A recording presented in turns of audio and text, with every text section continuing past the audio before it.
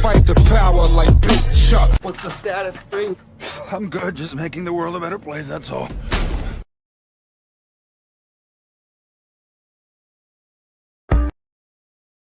They took the trees, our fruit trees, and then sold us back the fruit. They took the water next, the rivers, the rain, the springs that fed civilizations for thousands of years. They took the water, bottled it, and sold it back to us. They took the land that existed long before any human being drew lines around it, and told you that if you wanted to stand on it, you better have a payment plan. Am I the only one this drives crazy? Everything you need to survive, water, food, shelter, was already here. Nobody created it, but somehow you were born owing for it. And why does a free life sound like such a crazy idea? Why does simply existing without debt, without bills, without permission, why does that sound like a fantasy? Who the hell convinced us that this is how it's supposed to be?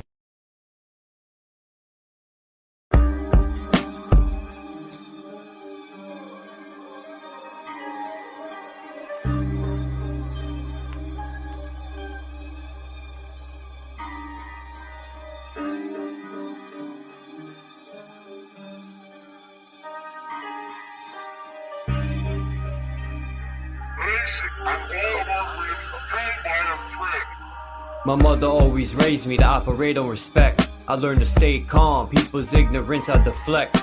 It's okay to be wrong, I'm not always correct. I have to obtain patience, my balance is key. It's very important to balance out my chi. God and Satan, good and evil, reside in me. When it comes to the Bible, they speak allegorically. God is the energetic source, and you are the temple. For the soul to experience the physical, your flesh is the rental. As I look within and speak to my higher self, while people look outward for saviors and help. The throne of God is within your skull, under your scalp. The pineal gland is a crystallized beacon. Your voice ejects sound, your eyes project what you're seeking. Your spine emits electricity, same as a Tesla coil. We can use Earth's energy, instead we kill over oil. All those foreign entities that occupying our soil. The Committee of 300 to stabilize our country, keeping us in debt, slaving for valueless money. It's called freedom, cause if you think you're free, you a dummy. We need a revolution while we live in revelation. Monsanto sprays pesticides on crops and vegetation. Pay attention to the grips and symbolism of the Masons. Donald Trump's a dark magician who tricked the entire nation. While the police extort, harass, and collect, they say they protect and serve for the one world global net. The real terrorists broadcast on your TV set, convincing the masses that there is some outer threat. Falling for the okie doke, later you will regret. The all-seeing eye cameras never blink or miss a step. We live on a battleground between heaven and hell. Always watch what you speak, cause when you speak you cast spells. There was cymatic healing from the sound of bells. Look at the elite, they worship L's light. Warlocks and wishes, they gather at midnight. Warming up for 3 a.m. the blood ritualistic type. People are so lost, they vote for their oppressor. When people stand the ground, we're called the aggressor. I stick to my plan to accomplish my endeavor. It's to calm before the storm and then heads will sever. Fuck the government.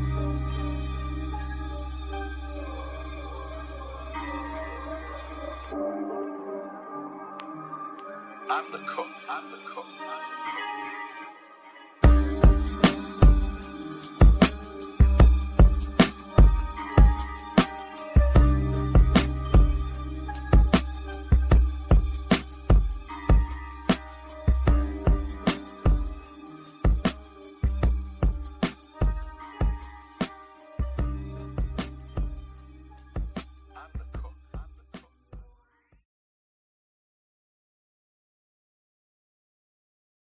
Listen, continuous vibration, I'm always in motion, conductor of energy like salt in our oceans, alchemical sorcery, elixirs and potions, polka dot shrooms, got my third eye open, deep in my memories, bending time and space, my brain has archives, I'm digging in the crates, reflect on the past, sometimes I have to numb the pain, the rep repetition of thoughts will drive a man deranged. We're born into shin, born with the lack of knowledge. To my family and elders, I'm always paying homage. The capital's direct current on this motherboard of wattage. The current is currency when dealing with dollars. Time is money, and money is time. The sun, the moon, the stars, electric and divine. Cymatic magnetron, frequencies align. It's written in the heavens, can your eyes see the signs?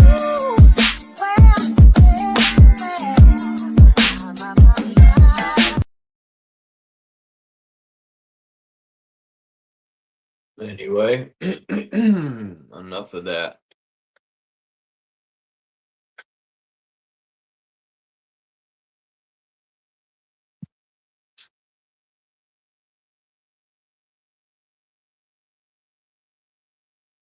What's up, Chillster Deluxe, Dom, Dragonfly, Dawn? Ah, boy.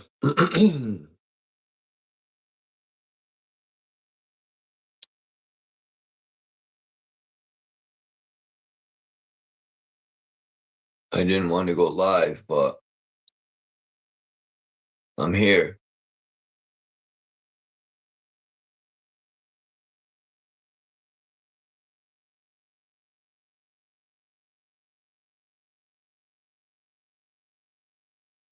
Been trying to find a lot more books from the 17th century.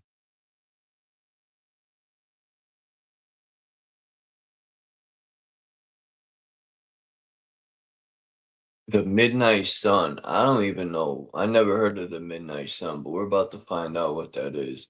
I think that takes place in Alaska. They say there's a 24-hour sun in Antarctica, but I've yet to see any evidence of that crap.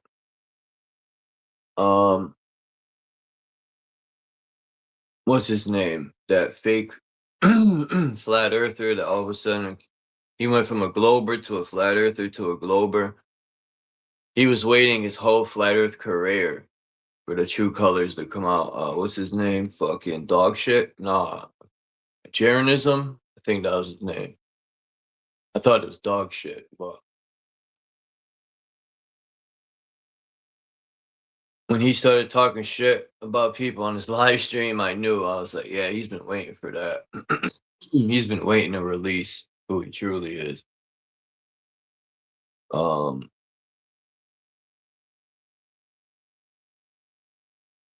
There's something fishy about that whole trip. Oh man.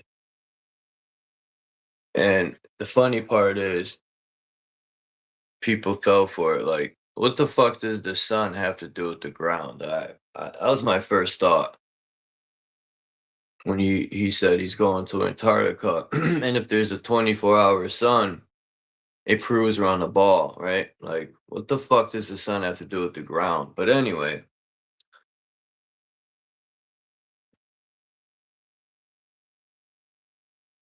Nonetheless, it was hilarious. But yeah, I've never seen evidence of a 24-hour sun in this alleged Antarctica.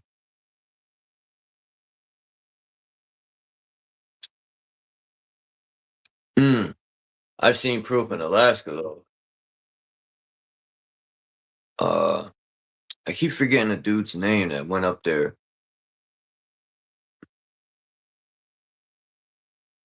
I have to look him up because if I don't remember his name, it's gonna drive me crazy.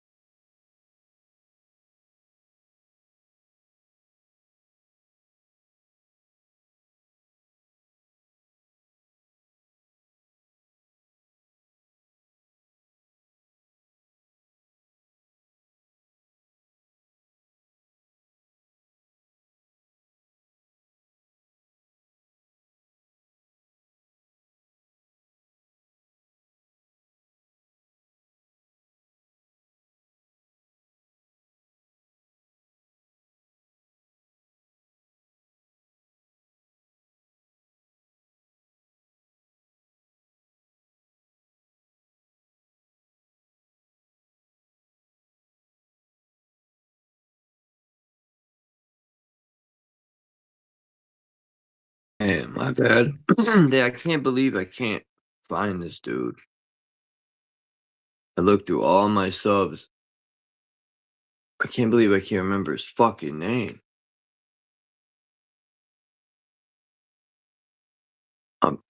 Man, if I find his name, I'm pretty sure people have heard of him. But he's one of the few so-called flat earthers that actually did experiments.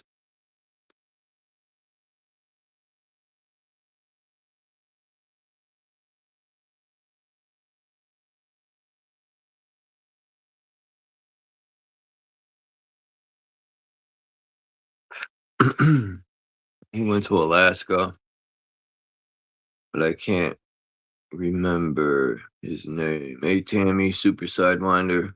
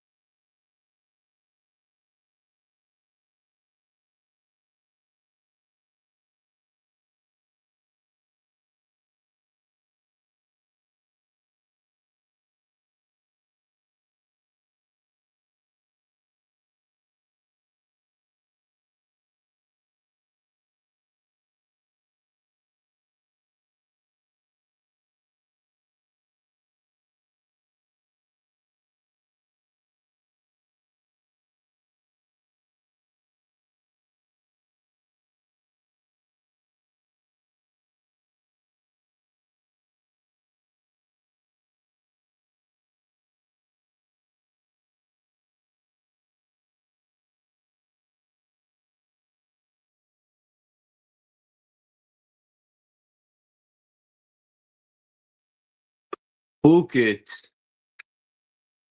I got one more option. I didn't know Facebook was called Meta now.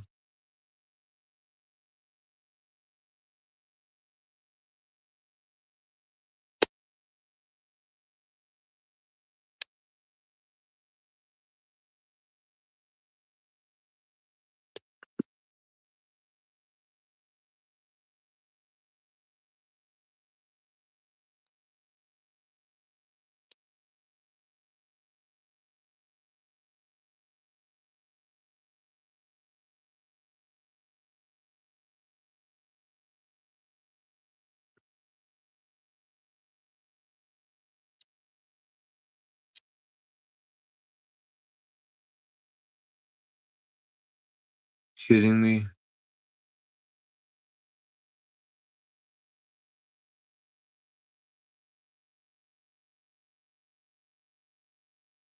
You cock whore.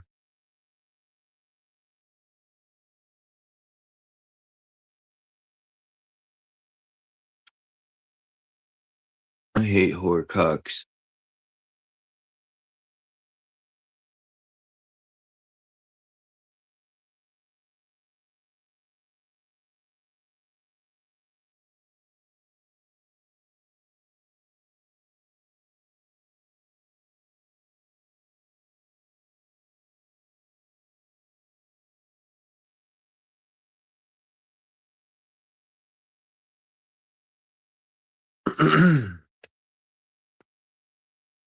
Sometime today.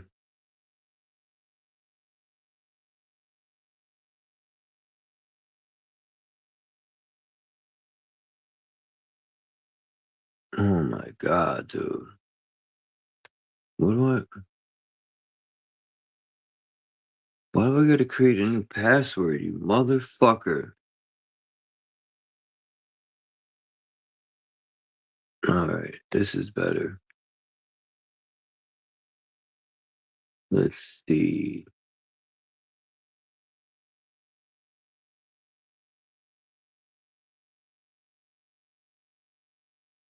Let's see. Do. Bing ding bong ding bong ding ding. I will find this guy, hunting him down. Yes, I am.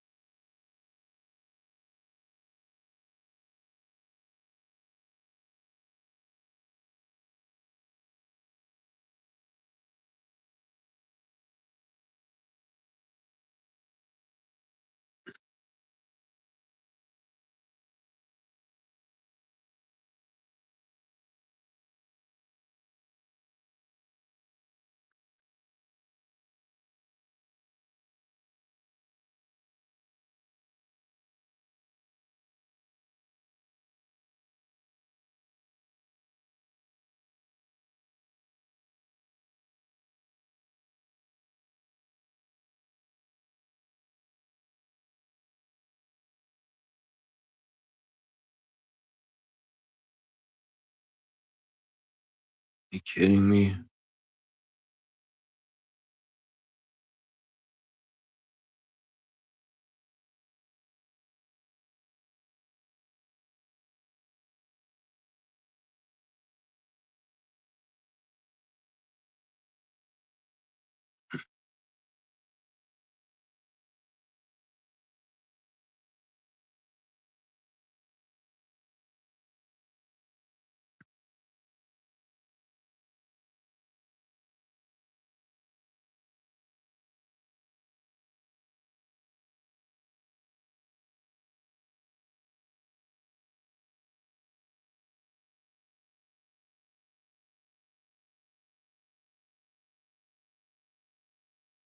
Hmm.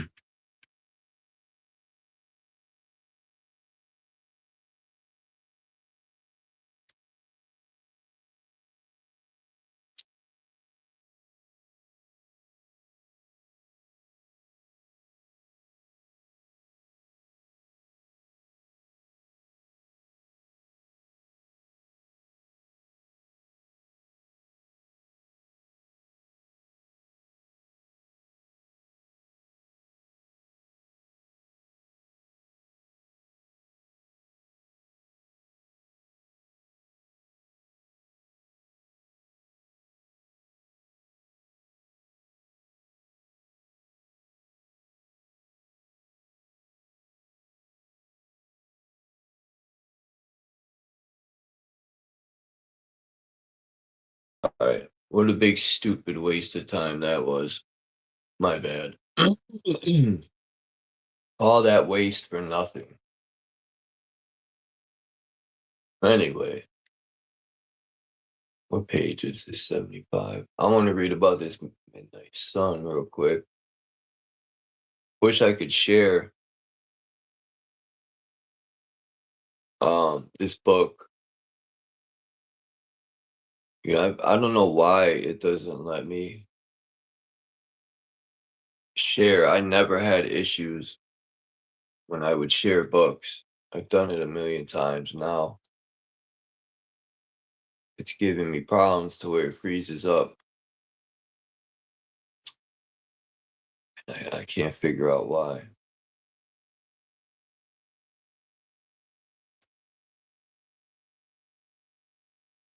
But The Midnight Sun. This is a good book. It's Zitetic, Astronomy and Cosmology from 18 something. And everything in it is from the early 1800s. And I think a lot of this stuff's experiments too. All right. M. Paul B, whoever that is, do Chalou. That's what it says. Paul B. Du Chalou published a few years ago a work entitled The Land of the Midnight Sun, of which the following are extracts. Oops. All right. The sun at midnight is always north of the observer. on account of the position of the Earth. It seems to travel around in a circle, requiring 24 hours for its completion, it being noon when it reaches the greatest elevation and midnight at its lowest. Its ascent and descent are so imperceptible at the pole, and the variation so slight that it sinks south very slowly, and its disappearance below the horizon is almost immediately followed by its reappearance. We have here spoken as if the observer were on a level with the horizon. But should he climb a mountain, the sun, of course, will appear higher.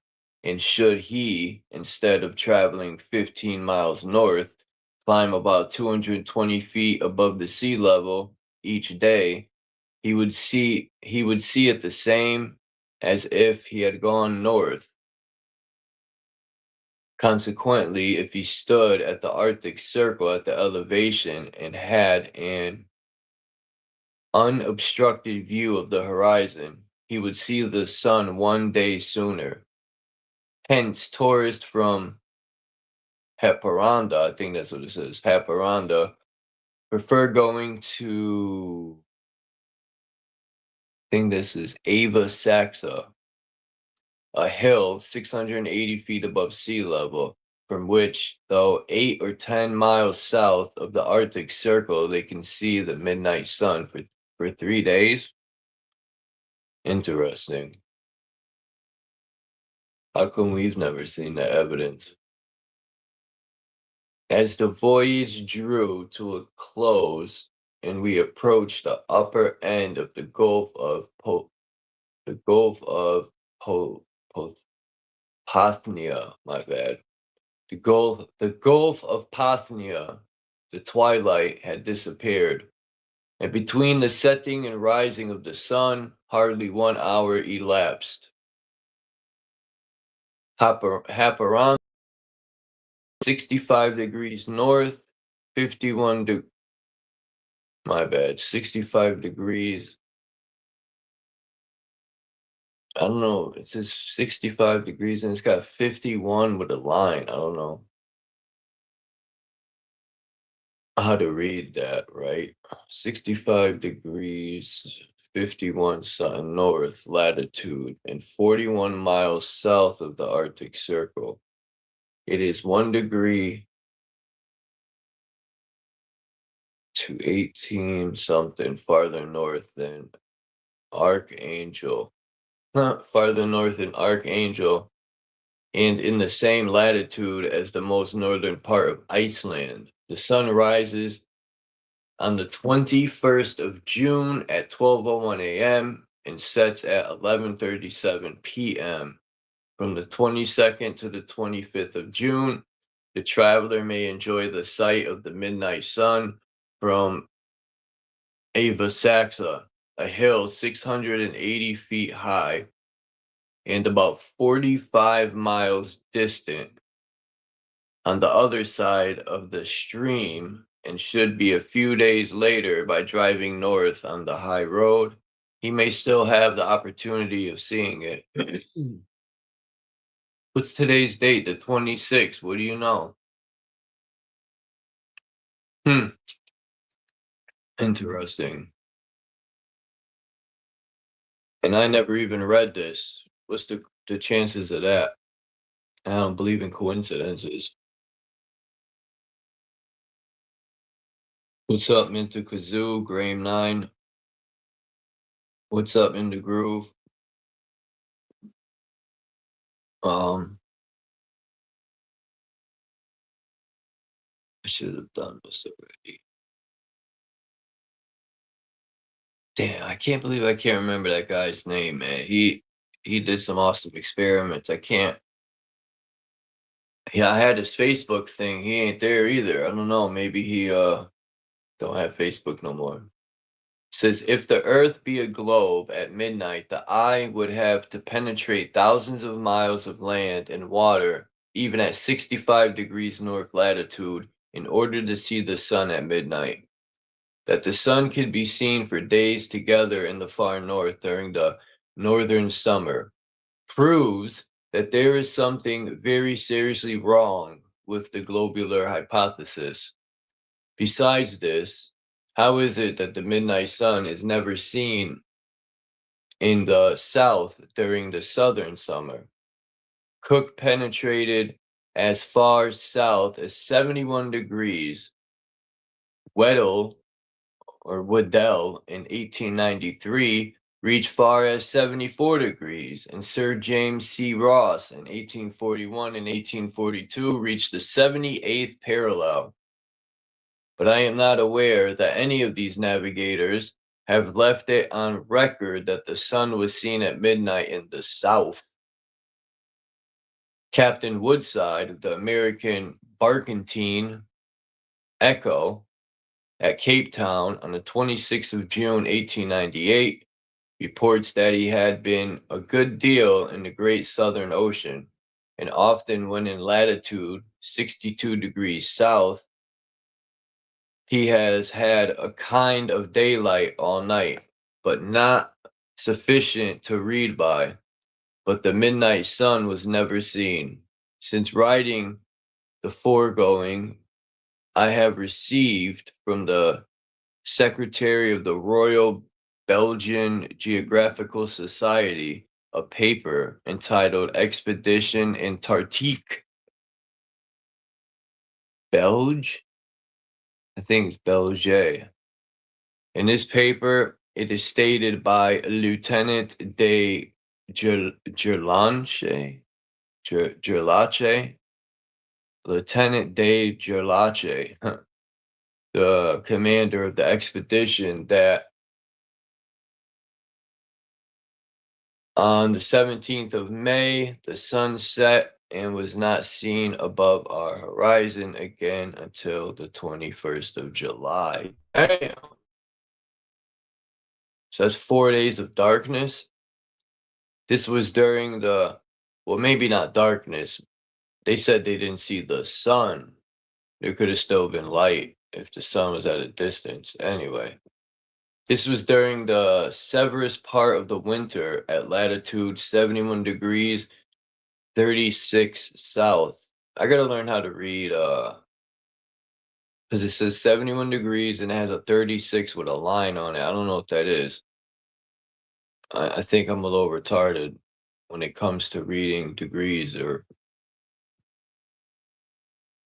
damn, I should take these degrees and put it on the map to see where they were. That would be pretty cool.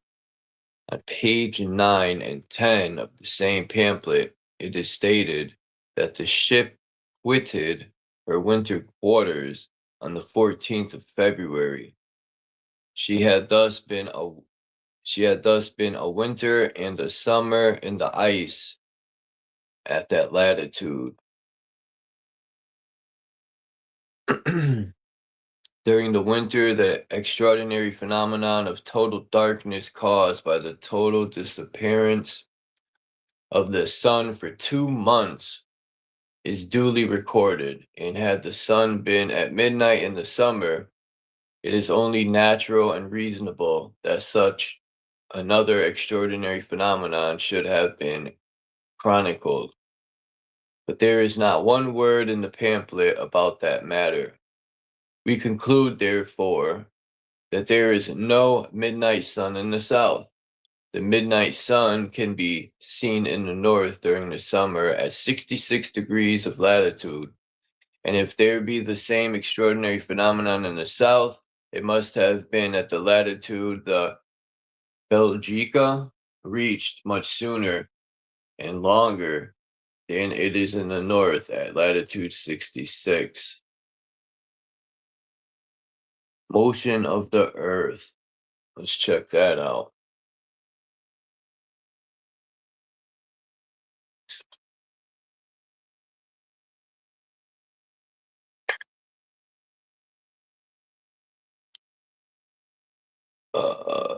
In the Story of the Heavens by Sir R. Balzac, Ball, the following accounts of the motions of the Earth globe are given. It became certain that whatever were the shape of the Earth, it was at all events something detached from all other bodies and poised without visible support in space. Bloop. Let's see what they gotta say about this crap. Page 6. Oh boy, Ptolemy. I wonder if this is Ptolemy Sauter, or no, that couldn't be. Ptolemy saw how the mighty globe was poised in what he believed to be the center of the universe. When they say believed, we already know that's a theory. Page 7. Copernicus proved that the appearance presented in the daily rising and setting of the sun and stars could be accounted for by the supposition that the earth rotated. The second great principle, which has confirmed immortal glory on Copernicus, assigned to the earth its true position in the universe. Copernicus transferred the center to the sun, and he established the somewhat humiliating truth that our earth is merely a planet. Where do they come up with this stuff? Humiliating. I'm not no fancy so-called philosopher, and I could go outside and realize we are not moving. Fuck. You got all these so-called fancy philosophers that are fucking dumb. Fuck. How do they get these fancy titles over their name? The philosopher Copernicus. No, astronomer, my bad. He's an astronomer too. I think he is a philosopher and an astronomer. Aren't we all, right? Huh. Hey, what's the name? What's the name? What's the name of that person you were trying to think of? Was that Witsit Gets It guy? No. He's a black guy. I can't think of his fucking name, man.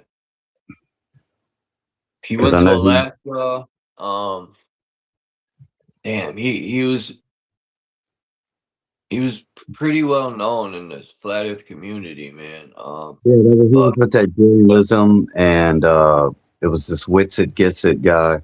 They went down there with the cameras, and they were apparently live streaming, but it looked all funny with the clouds and the mountain. And that was fucking Jeranism, and that went to Antarctica. Yeah. That fake ass shit. That's why I read about the Midnight Sun too. It's because I knew it would talk about Antarctica, and there is no evidence that there's a 24-hour sun down there ever. And there's evidence though of Alaska and what's it? I can't believe I know I was subbed to his YouTube channel and I can't find him. And I know I was subbed to his Facebook, but that's gone too. So maybe I don't know. I can't think of his fucking name. It's been so long, but he did a lot of good experiments. He went to a lake. Man, that lake was huge, and he took a laser. But he had to make sure the water, there's no wind to manipulate the water. But yeah, they did a laser experiment. But a lot of good experiments he did. And one that I really liked was the Alaska one. He flew up there. Maybe his name will come to me at some point, but let's see who Ptolemy is. Which one is this guy? Because I know there's Ptolemy. Claudius Ptolemy was an influential Greco-Roman mathematician, astronomer, and geographer. So he's another ding dong that said we're on a ball sack flying through space. And somebody with common sense would quickly think, how are we flying through space like we said yesterday when we see the same constellations for thousands of years, who knows how long. But yeah, that alone blows the globe out of proportion. Same thing with water, same thing with common sense.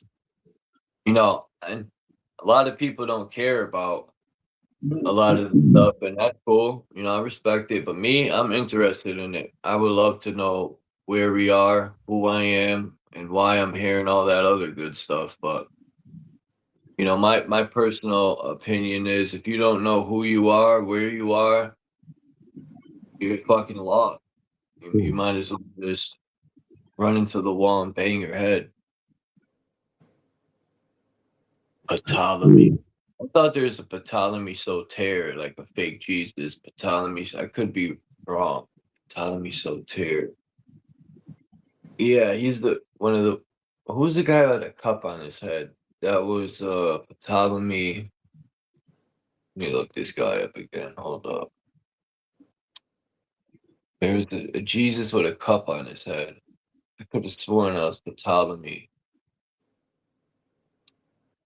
Let's see. Google Ptolemy. Let's see. Ptolemy Soter. Here he is. Man, that's one ugly dude, you know. Bust, bust of Ptolemy the First, and he was the pharaoh and king of the Ptolemaic kingdom. Yeah, so he's not the guy with the cup on his head, but see, these guys are fake Egyptians too, man. Hmm. Who are these people that just appear and claim shit? They just be claiming stuff, you know? Synagogue of Satan shit. Yeah, I don't know. Then again, when they worship Satan, I ask myself, who the fuck is Satan? You know, who made that up? And you know, who and where is this Satan? You know, that fucker don't fare. I don't fare nothing from that clown. Satan, what a joke. Satan. I think it's an energy, a spirit. He's a fart in the wind. More so than, like some fucking hooved bullhead dude living in a fucking cave or something somewhere. Well, they say hell is your lower gut in your body, right? So maybe Satan's a fart. You know, you shit him out. Maybe he's a turd. um, yeah, that's what they say hell is. You know, your lower gut. Oh man, the devil in skirts. uh, the discovery that a Earth must be a globe isolated in space. Yeah.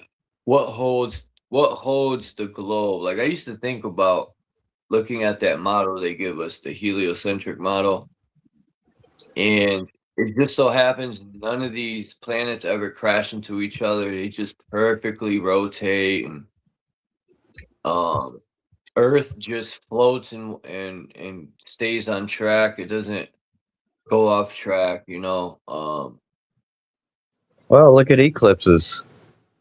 It just so happened to just randomly fucking line up where it's perfectly in line with the sun, moon, and shadow of the earth and all this shit. What a happy coincidence that was.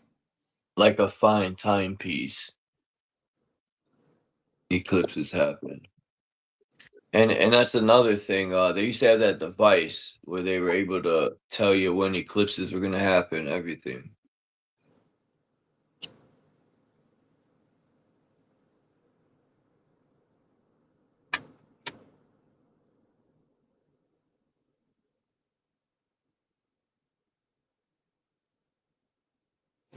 We know that the Earth rotates on its axis once every day. Yeah, okay. After all this unsound speculation, of which we know every line to be false, it is somewhat amusing to listen to another professor of equal authority with the astronomer Royale of Ireland. I don't know who that is. Doo-doo. See, it's the same tricks. It's they trolling. Oh, you're so absurd. It's so hilarious. You think you're so smart, and you think it's the same tricks we're doing today, and what you just read right there. Yeah, when you question things too, people like when you question the globe or NASA.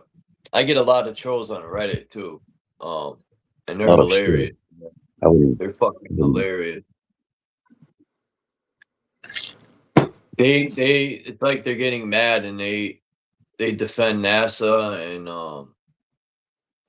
the globe and outer space so much. But I know Reddit has a lot of bots too. I've seen something on Reddit where they showed this like setup of this guy had like 200 phones and AI was doing it all by themselves, like all these fake accounts. Yeah, I blame Reddit for fucking exposing and causing my favorite MP3 download site to get fucking shut down.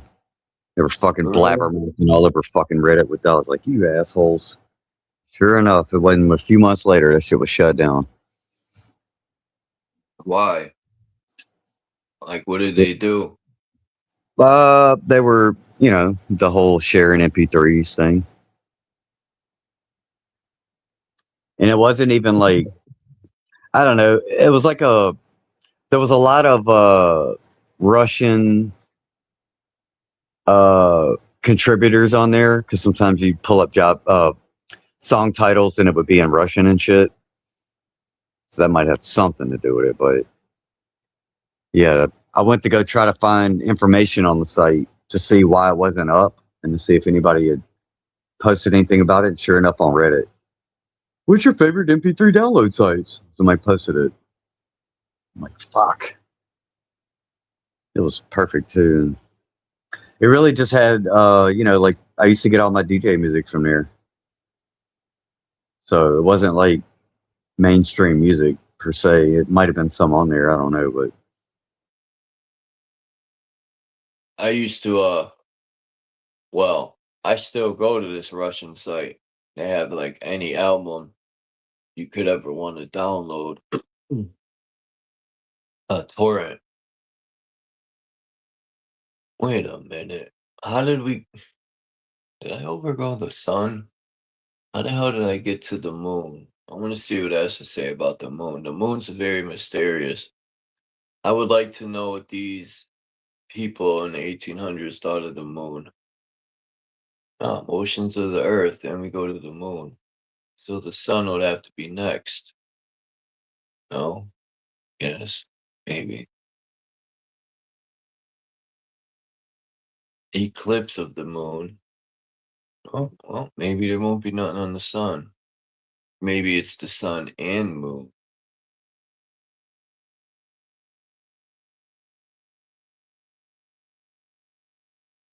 Oh, I was wondering. I was like, am I talking to myself? Let's see. it fucking Oh, booted me. nothing on the sun. Booted me straight out. Magnetism. That's interesting. So they had the midnight sun, but nothing on the sun. Oh, did I pass the moon?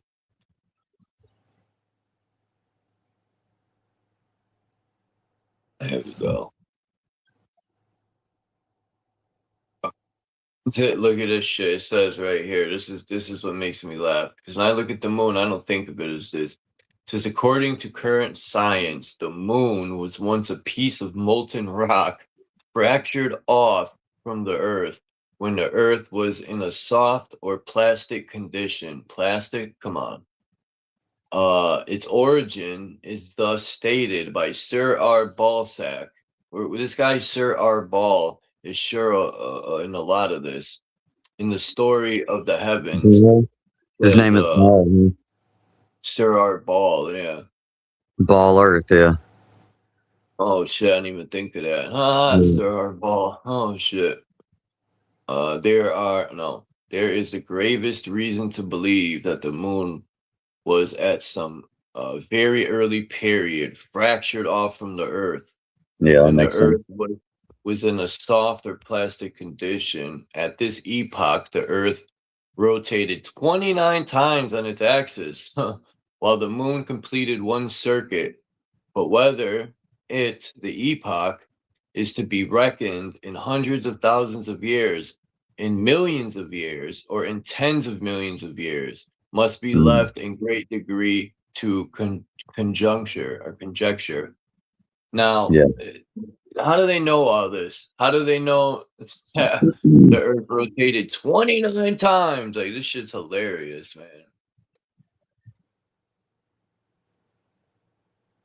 It reminds me like when they pick a rock up off the ground and be like, this rock is 10 million years old. Oh, man. Or they'll tell you these bones are 600,000 years old. But if you look at bones, they rot within. I know it depends on the condition of the soil and all that good stuff, but most bones don't last more than, I don't know, I'll be nice and give it 50 years.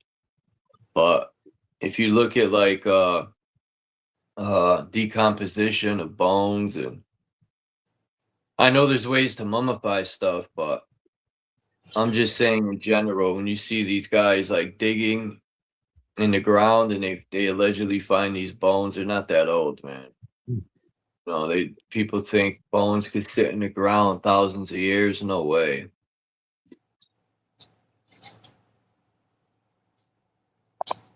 Look at forensics.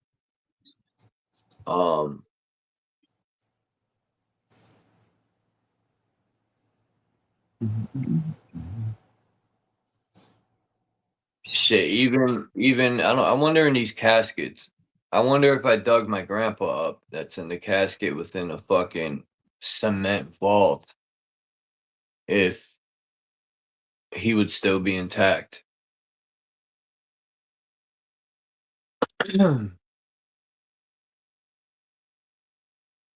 Fuck that. I want to mix back in with the earth. And I don't want them to cut my organs out. Who the fuck these people think they are? Or they could just cut my organs out.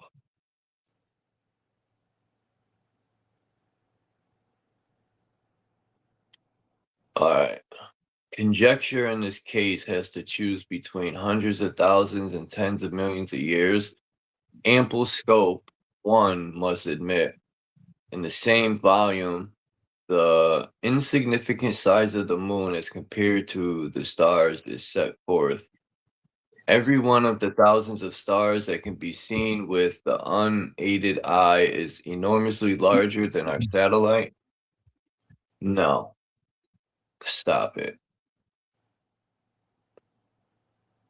They got to sell people that, just so they'll believe the sun.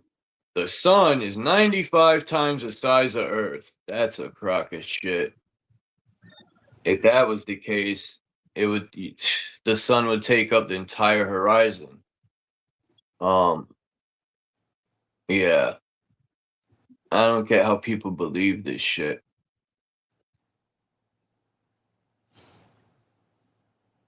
The sun is 95 times the size of Earth. Get the fuck out of here. Appeal to authority, logical fallacy, and learned helplessness, and it's all psychological tricks and programming. Yeah. It's all regurgitation too. That's what school's about too, is to teach the young minds to regurgitate. What's up, Joe? Like they say, the stars are suns light years away and all this crap. Yeah.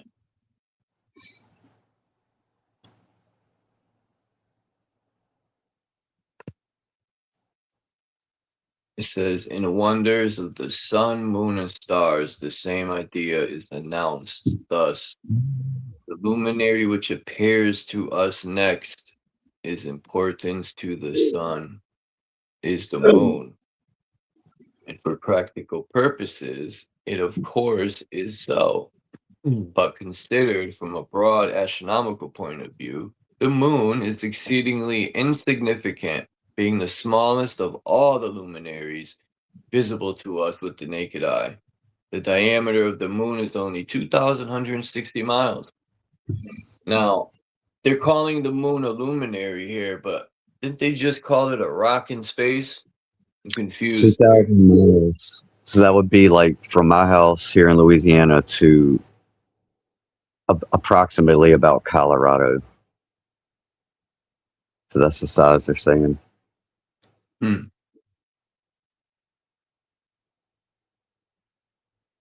But they land on it.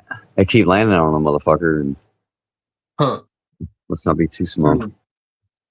The dark side of the moon. Like, just all those pictures. Hey, they land. Oh, sorry. I was going to say, they land there. They land there just by fucking some mathematical calculations, and they just kind of slingshot. They just kind of slingshot off of fucking Earth, and they just land there. Little 2,000 mile area. It's fucking miraculous. Genius. It says the moon is said to be a reflector of the sun's light and have no light of her own. As the following shows, it says the brilliancy of the moon arises solely from the light of the sun, which falls on the not self-luminous substance of the moon. The sunlight with thus pass over the earth to the moon, and the moon will be illuminated. I don't think that at all. The moon clearly is its own light.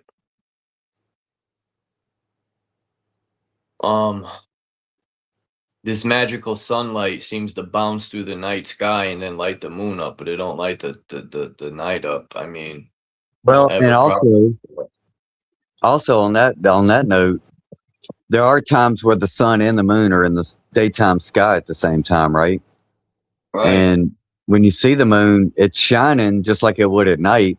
If it was that highly reflective to where it's that bright and the darkness being on the opposite side of the earth when the sun is on the opposite side, it's still reflecting that much light. But in the daytime, if it was that reflective, then that bitch should be fucking blazing when they're both in the daytime sky, right? Because there's nothing obstructing.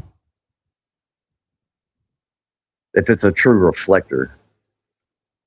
The moon's very mysterious. Like just like I know Flat Earth Nation was saying something about you can't see stars through the moon, but I used AI to it changed the color of the moon, but I got the original picture, but it don't matter because you can see these two stars. This is from real footage. I just paused it and screenshotted it. It's some real video. The guy had his camera on his telescope, and or it was a P900. I don't know, but you could clearly see stars through there. And where the fuck is the moon? Because it ain't there if you're seeing stars. Where the fuck does the moon go? It ain't a rock. There's no way it could be a rock if the moon disappears like this. This is so mysterious about it. And then when the sun comes into play, you know, the moon disappears. I wish I had like a camera, like a P900, because the moon just disappears in the daytime. It's there, then around, I would say noontime, it's gone. It just disappears. And I don't know if it goes on this journey. Uh, it would be going west. Um, you know, there could be more than one moon. There could be more than one sun. We don't fucking know. But the moon is very mysterious because I've always been intrigued on how the moon has its cycles, 28-day cycles. And there's 13 full moons every year. And just the moon, like I said, man, it's just so fucking intriguing, man. They don't even know what the Earth is. They don't even know what's really at the center of the fucking Earth or nothing. They don't. But they know all this other shit about Right. distant and shit, yeah. Right. They'd be like, the Earth spun 28 times on its axis, while the moon is 1,280 miles from the Earth. It's a rock. They say it's a rock that came off the Earth, and it got caught. Like all these different orbits, all these so-called planets are on their own orbit and all this different stuff. It's when you really think about it, it don't make any sense. I tell people, you know, it's obvious that these NASA people don't have a telescope. A lot of them that say Mars, they believe there's rovers on Mars and all this shit. I mean, buy a fucking telescope and look at Mars, and you'll see it's a light, not a rock. But they don't want to do that because it'll blow away their fantasy. They like living in their fantasy, a lot of these people. I mean, and whatever. That's their choice. You know, Mary had a little lamb. Mary had a little lamb.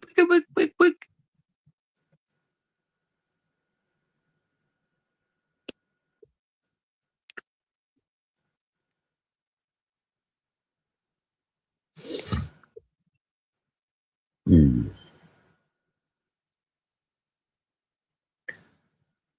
Oh, all right. I'm about to hop off here. I gotta hop in the shower for a minute. I might be back on if you're still All right. hanging out. Yep, I'll be back in a minute. All right. Peace. Peace. See, these are the every turtle had 28 days, 13 moons. I think that's pretty cool.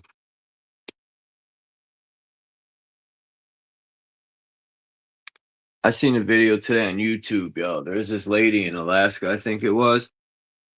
She was walking her dog, and this bear. It wasn't it wasn't like a baby bear. It was more or less like in between a full-grown bear and a baby. It was like in between. It didn't have a lot of confidence, but it wanted to eat the dog.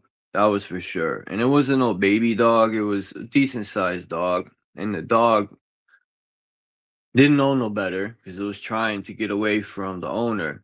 But the bear was persistent. And this dumb lady, you know, I don't mean to disrespect her, but she didn't have no bear mace, no fucking gun. And then people get mad when the bear mauls them. You're in their fucking territory. You want to move into the woods, far away from cities. You're in their fucking territory. You can't get mad at bears and alligators or whatever when you want to move into their territory. They have just a right to be there as anyone else. So yeah, this lady, yo, is going. She turned into like a heavy metal singer, yo. The comments had me laughing so hard, man. People were saying the lady was walking barefoot, you know, like just encouraging the bear to eat her. walking bear food. But yeah, the bear kept trying to strike.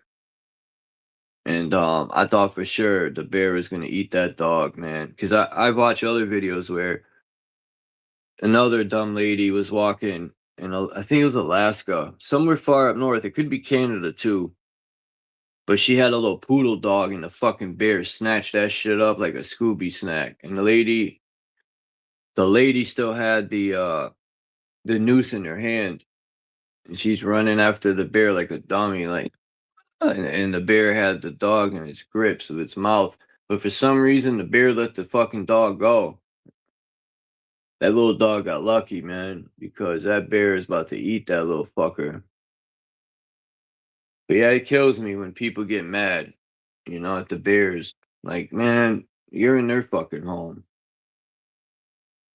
But yeah, the video was funny the way she was yelling at the bear. She was like, "No, stop." And she was making these noises and shit. It was funny.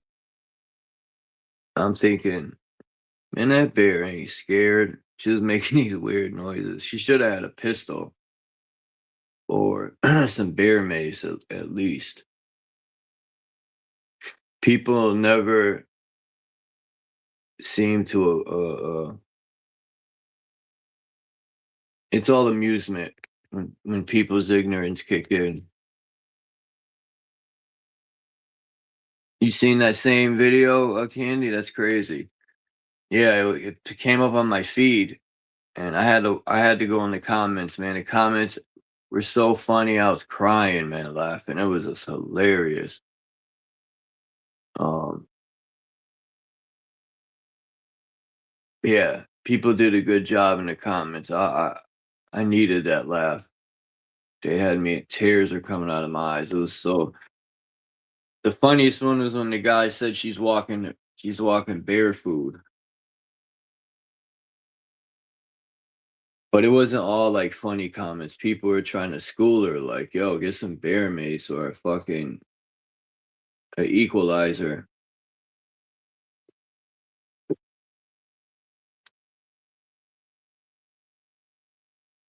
That's like telling the fly stop. Yeah, what's up, Alchemos? Yeah, them bears, man, they don't care. And one guy made a good comment in the comments. He said, "A bear that's used to humans is dangerous, man," which is very true. Bears that don't run from humans that are very used to them, that's very dangerous because their confidence is through the roof. Um, I've seen videos of people trying to go up to a moose, and they say moose aren't that intelligent. Um, but a moose is so huge, man, and if it's a male moose with the antlers, you're fucked. Um, I, I couldn't believe how big moose were until I seen a video of a moose and the guy standing next to it. And the guy was like 6'1", 6'2", and I said, "God damn, mooses are huge." Um, they got like pea brains. Mooses, they're not too intelligent. No disrespect to the moose, but what's dangerous? A fucking a rhinoceros. Is it a rhinoceros? Yeah, rhino. Because they're like tanks in water, and they could tread water. They're dangerous in water, but on land, I think they could run like 30 miles an hour, and they're like fucking tanks. Um, so if people live in Africa and you're fucking around with a rhino, you're an idiot.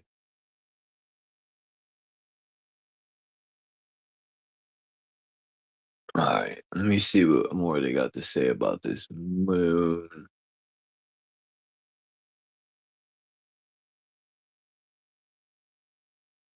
All right, let me see. Do.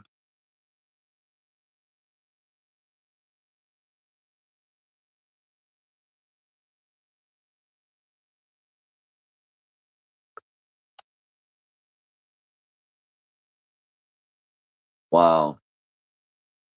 Let's see. I don't. I want to read a little more about this moon, but I don't. There's certain things I just want to skip over, but I want to read about the moonlight. I see something on this next page about the moonlight. As to the size, the moon is next in importance to the sun, if indeed she is not quite as large, and many times larger than any star in the heavens, including all the planets ever seen by the eye of man. Both the distance and size of most of the objects in the heavens may be measured with a high degree of accuracy, really. It only requires to be known that the object is vertical to a certain part of the world at a certain time, when the observer must take a position which could be ascertained by previous experiment, where the angular distance of the object is 45 degrees. Isn't that a Masonic compass is at 45 degrees? Am I bugging? Or is it 47? I don't know. A baseline measured from that position to the point at which the object was vertical at the moment of the observation will be the same length at the distance of the object from the Earth's surface. Really? Yeah, that's boring. Size except in the case of very small stars may be as easily determined. Let the instrument with which the angular distance was taken be graduated to degrees, minutes and seconds, the minutes and seconds corresponding to miles and sixteenths of a mile. Yeah, boring. Uh, it says, all right, so we'll skip to this part. Then, as the moon being a non-luminous body and receiving all its light from the sun, astronomy is as hopelessly wrong as in most other of its fanciful statements. If the reader has taken notice of reflectors, he will have seen that they are either flat, where angles are involved, or concave, but never convex.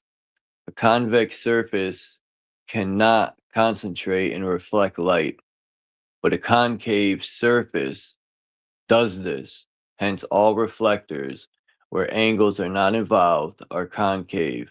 The moon is a globe. It is a convex. It says the moon is a globe. It is convex and therefore cannot reflect light to any extent. Then, if the moon could reflect the light, it would also reflect the heat of the sun. But we know that the moonlight is cold instead of warm. In Noad's lecture on chemistry, it is said, the light of the moon, though concentrated by the most powerful burning glass, is incapable of raising the temperature of the most delicate thermometer. The moon's rays, when concentrated, actually reduce the temperature upon a thermometer more than 8 degrees. When light and heat are received by a reflector, light and heat are reflected, as the reader may prove for himself by testing the matter with a petroleum lamp in a reflector. If a red light be projected on the surface of a reflector, the reflection of it is red. Fine reflectors reflect just what they receive. If fish be hung up to dry in the sun, they will be preserved, but if exposed to the moon, will be rendered putrid in one night. The same applies to fruits, and clearly proving that the light of the moon cannot be of the same nature as that of the sun. And furthermore, that the moon shines by its own light. The nearest approach to moonlight is phosphorescent light. And if the moon and stars be observed through a telescope, it would be noticed that starlight and moonlight, except in a few cases, are identical. The size of the star determining its brilliancy, on the principle that the larger star, the greater, will its brilliancy be. Sun, moon, and stars. Okay. The soft silvery light, so unlike the sunlight or gaslight or any other kind of light seen upon the earth. The theory that moonlight is only reflected sunlight requires the illuminated part of the moon be always next to the sun. Unfortunately for the theory, however, this is not the case. If the moon be observed from last quarter to new, it will be found that for a portion of the day, immediately before new moon, the dark part of the moon is turned towards the sun. And at new moon, the sun is still to the eastward of the moon, which is illuminated on its western surface. Is that a B? On both August, I don't know if that's a B. Oh, man. Anyway, in August 1898, at Durban, Natal, the moon rose at the hell what the fuck? 1:7 a.m. That's what it says. That's weird. What the fuck's 1:7 a.m.? Okay. The moon rose at, I'll say 1:7 a.m. and by sunrise was high in the heavens, showing about half of her eastern surface. On the 13th, the moon rose plus 0.58 a.m. Sunrise was 6:30, with a very small portion of the eastern limb illuminated, but the whole circle was distinctly visible. On the 16th, the moon rose at 5:32 a.m. Sunrise was 6:29, with the dark part towards the sun. On the 17th, the moon rose at 6:04 a.m. The sunrise was 6:28 a.m. 24 minutes before the sun. The new moon, same day at 12:35 p.m., the moon illuminated western limb.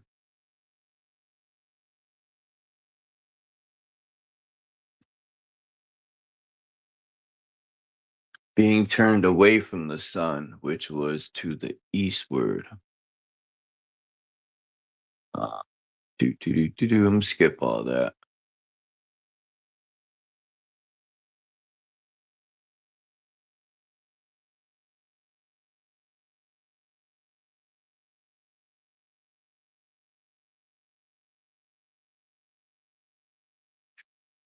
Unless y'all want me to read that, or does you want me to? Oh, okay. Hold on. I have to read this because some of the stuff they teach in school, man, is fucking ridiculous. And this part where they say the moon used to have oceans on it. Oh man, I've seen it all now. All right, so the 17th is anyone who cares to take time and make the necessary observations may satisfy himself on this point. The almanac shows that every new moon, the sun is to the east of the moon, which is illuminated on her western surface, clearly proving that the moon is self-luminous, that the moon is a self-luminous body and not a reflector of sunlight. But how about the phases of the moon? If she is self-luminous, if the moon be observed, it will be apparent that she rotates from west to east in order to produce the various phases. I've never seen the moon rotate. Anyway, each phase appearing in spite of the position of the sun. The sun shows that she is luminous on half her surface, the dark half being towards us when she is invisible. Take a wooden ball and rub half of its surface with a solution of phosphorus and olive oil. Where are we going to get phosphorus? What are these people talking about? It says place the ball in a dark room and cause it to rotate. How are we going to do that?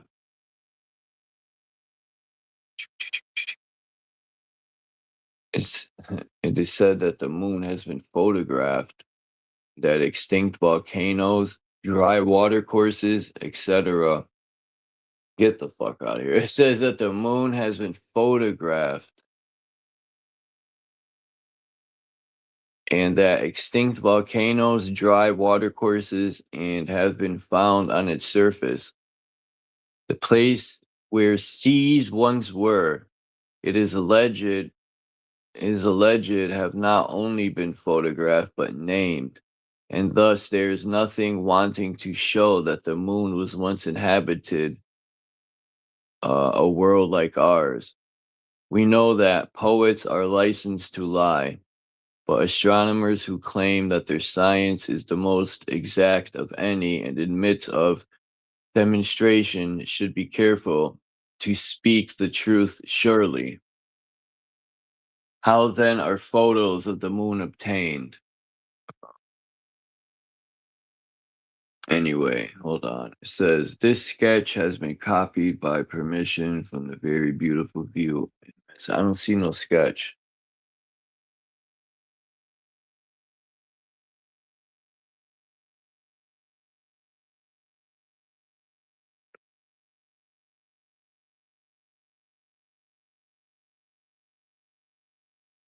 All right. That's funny though. It says, uh, the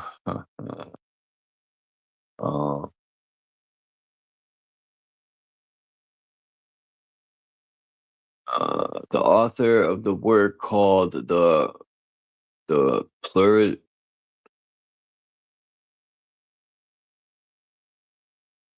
the plurality of worlds says, take the appearance of the heavenly bodies, the moon, examine its appearance by the best constructed telescope, read all that has been written upon it by the most skillful astronomers, and nothing remains to satisfy a mind that thinks and reasons for itself, a mind not warped by theory and fanciful hypothesis. The mountains and valleys, the seas and rivers, the fields and orchards are all in the head of the observer.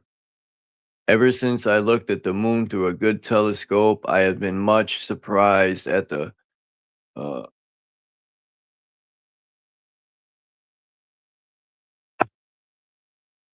credibility or the credibility of the human mind in the combination of opinions raised from the appearance of this so-called planet.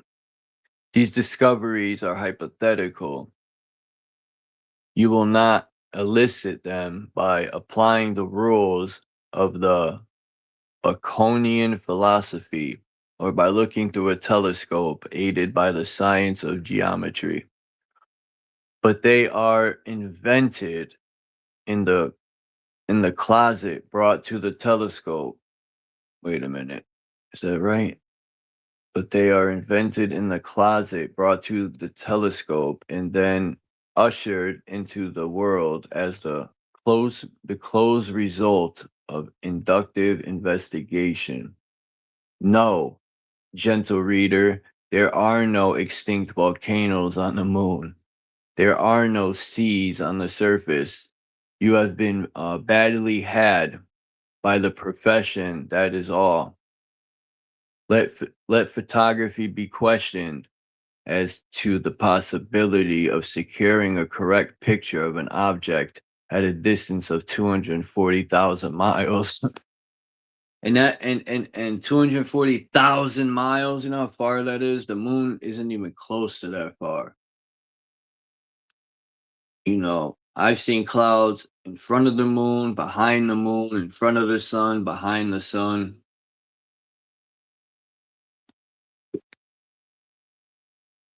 But they say the sun is 95 million miles away. That's hilarious.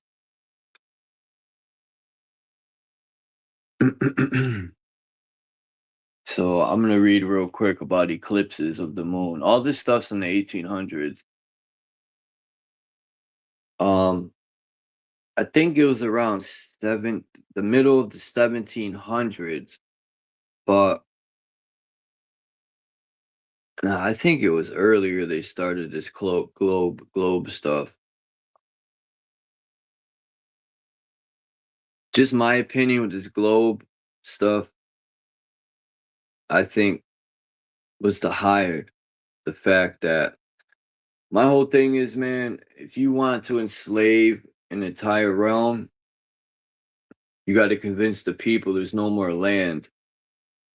You know, there's nothing more to explore, nothing to see. Because once people find out, well, I don't know about today, people are so convinced slavery is the way of life, um, that people know nothing else. You know, if you tell somebody fruit should be free, water should be free, you know, you should be able to live for free, people look at you like nothing's free, nothing's free. You got to work your ass off your whole life. Just like that guy said in the beginning of my live stream. Um, People look at you crazy if you tell them things should be free. Um, but yeah, I think the Lord of the Rings, man, they got to keep us herded. These people are master sheep herders, dark magicians. These people study. They might look like dumb old people. Well, they kind of are because they're the puppets. But the people that truly run the show that you never see, these people are not dumb. They know about sound and anyway, all that good stuff. How to manipulate the minds. And it makes it easier too now that everyone has a phone in their hand. Man, they can manipulate people so much easier with these phones. You know, they know what you look for. They listen to the phone call. They know everything, man. With these phones and now these new data centers that are going up, all your information to be stored. All your conversations, all everything you buy, you know, everything you like. I mean, man, when I think about it, I'd be like, we're in for a fucking ride. I'm sure as fuck not looking forward to no digital prison. That's for sure. Because if they got if it's easy to shut your digital money off, man, I don't know. That's wild to me.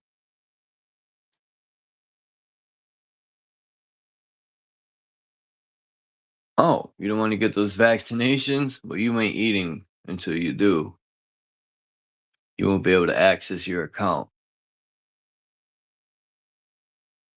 That's what type of world we're heading into. Eclipses of the moon. From wonders of the sun, moon, and stars, I extract the following. Astronomers, by mere calculation, are able to forecast the position of any luminary at any time for many years to come. Now, I forgot the name of that device. They allegedly found it at the bottom of an ocean, but I don't know if I believe that. Forgot the name of the device, but they allegedly found it at the bottom of the ocean. They reverse engineered it and they put it back together, and they're able to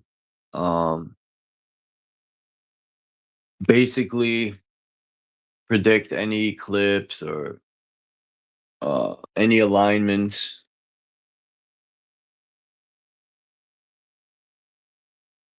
This is by the same means they can foretell to a second the commencement, duration, precise aspect, and the ending of all the eclipses that will occur for a lifetime. Hence, and more without limitation. Such being the case, the theories upon which the calculations are based must be true, or the correctness of such calculations would be impossible.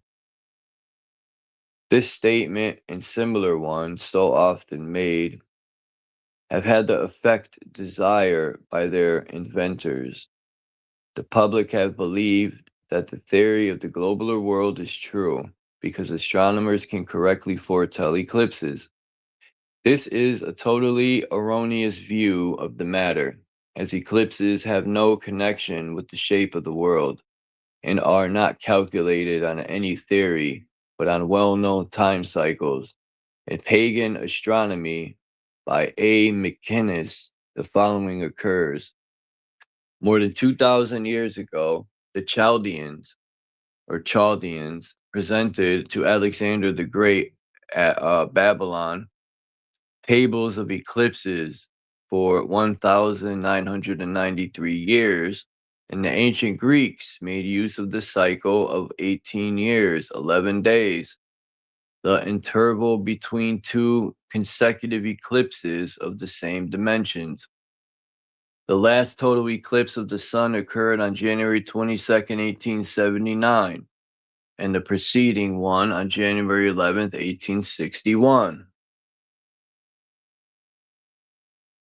Oops. Now, have not mere theorizing about the sun and moon, the great unerring clocks of time, thrown chronologically in the calendar into confusion, and hence scientists cannot agree as to the world's age, and the year absurdly being on January 1st instead of the vernal equinox, the months consisting of 31 or 30 days, one of 28.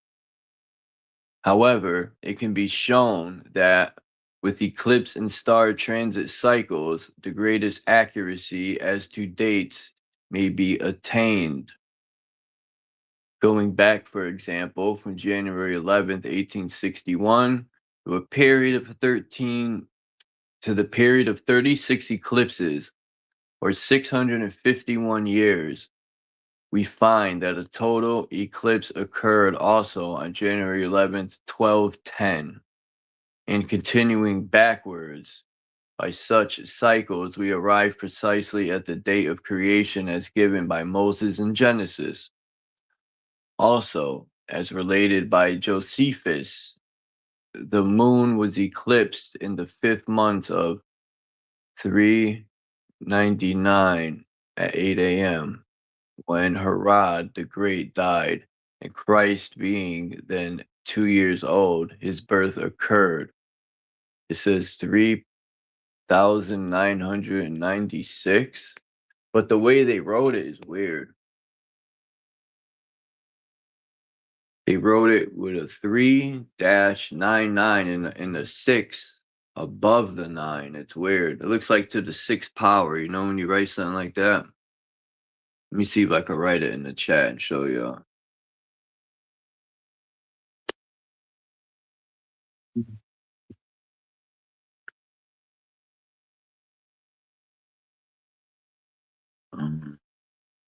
Damn, you know. What if you had to do math? You can't do to the 6th power? Like, what the fuck, dude? What the fuck, dude? The fuck, man? You fucking playing, man? Still makes sense. Getting agitated.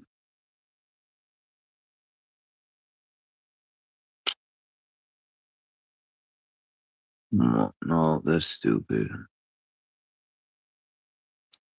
Oh, there we go. Perfect. I figured it out to do to the 6th power. There we go. It's written like that, where it says, Christ being then 2 years old, his birth occurred, and it looks just like this,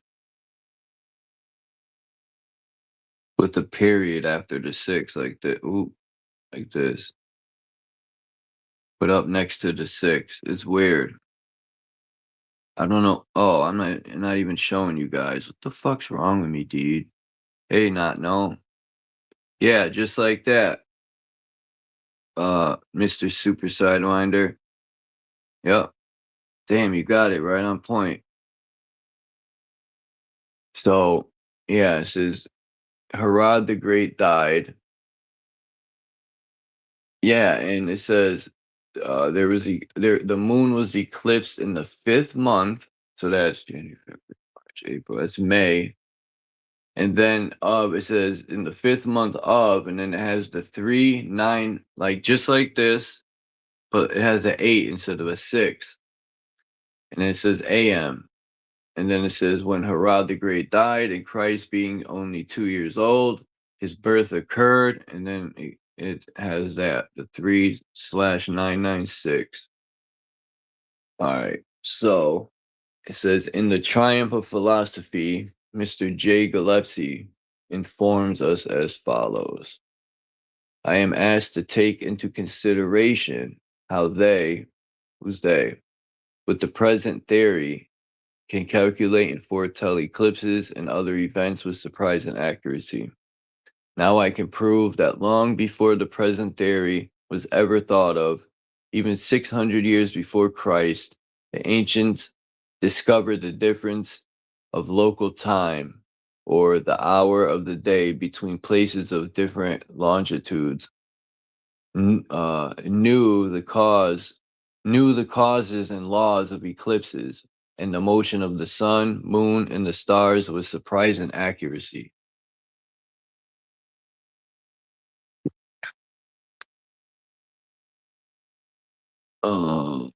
Let's see. It says eclipses. Eclipses, occultations. So eclipses, occultations, the positions of the planets, the motions of the fixed stars, the whole of practical navigation, the grand phenomena of the course of the sun, and the return of the comets, may all and every one of them be as accurately, nay, more accurately known without the farrago of mystery the mathematicians have adopted to throw dust in the eyes of the people and to claim honors to which they have no just title. The public generally believe that the longitudes of the heavenly bodies are calculated on the principles of Newton's laws. Nothing could be more false. T.G. Ferguson, in the Earth Review for September of 1894, says, no doubt some will say, well, how do the astronomers foretell the eclipses so accurately? This is done by cycles. The Chinese, for thousands of years, have been able to predict the various solar and lunar eclipses and do so now in spite of their disbelief in the theories of Newton and Copernicus. Keith says the cycle of the moon. God, these fucking pieces of shit bikes.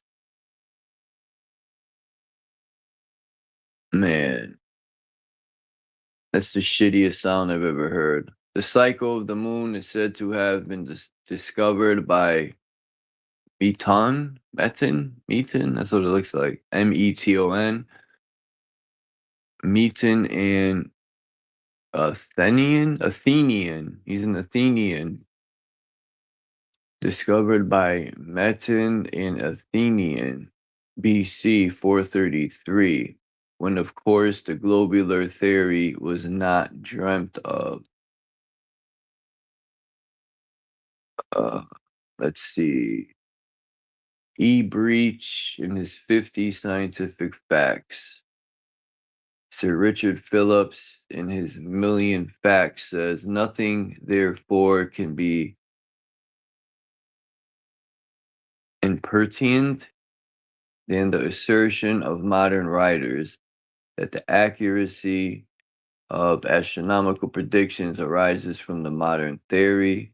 Astronomy is strictly a science of observation and far more indebted to false theory of astrology than the equally false and fanciful theory of any modern.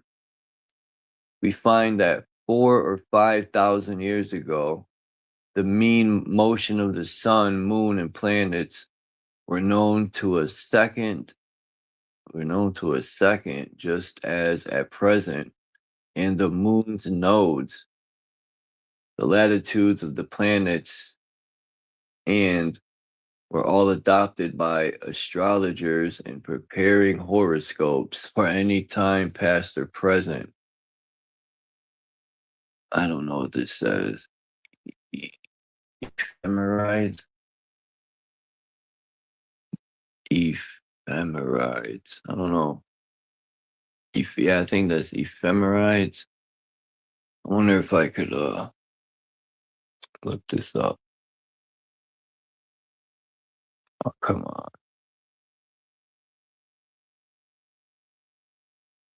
Because if I don't look it up, it's gonna drive me nuts.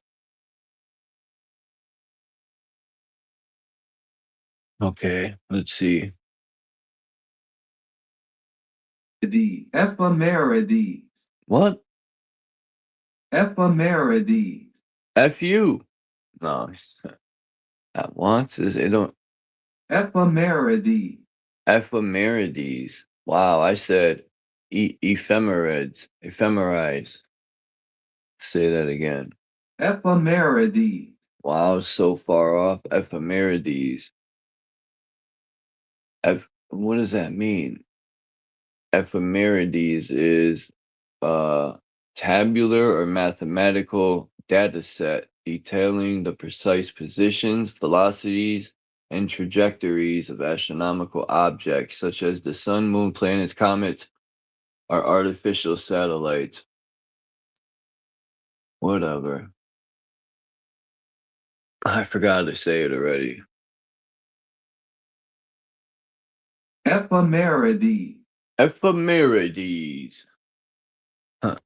Ephemerides of the planets, places, and eclipses, and have been published for the above 600 years, blah, blah, blah. All right, it's getting boring now with these eclipses. It says, if we observed all the eclipses in a period of 18 years or 19 years, then we can predict. All right, it's all about prediction.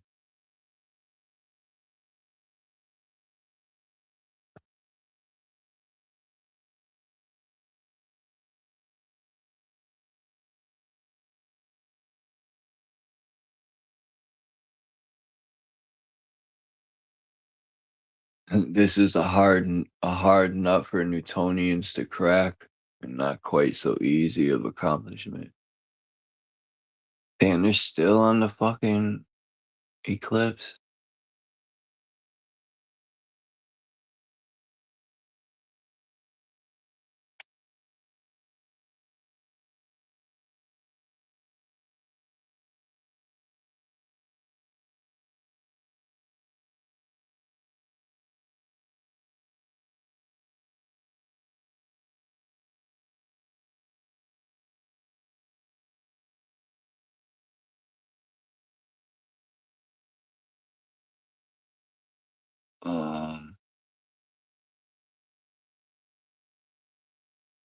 Magnetism. I'm gonna skip over to that because it's more interesting than this eclipse stuff.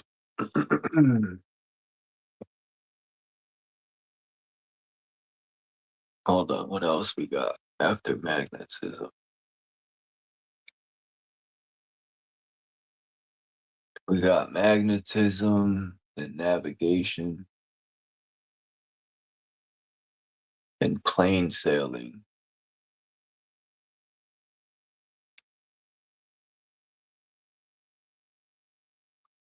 Uh,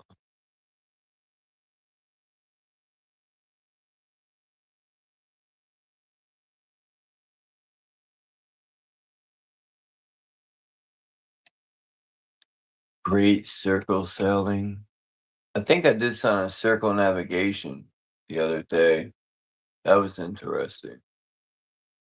Because people seem to think, a lot of globe people seem to think you can't circumnavigate on a so-called flat Earth.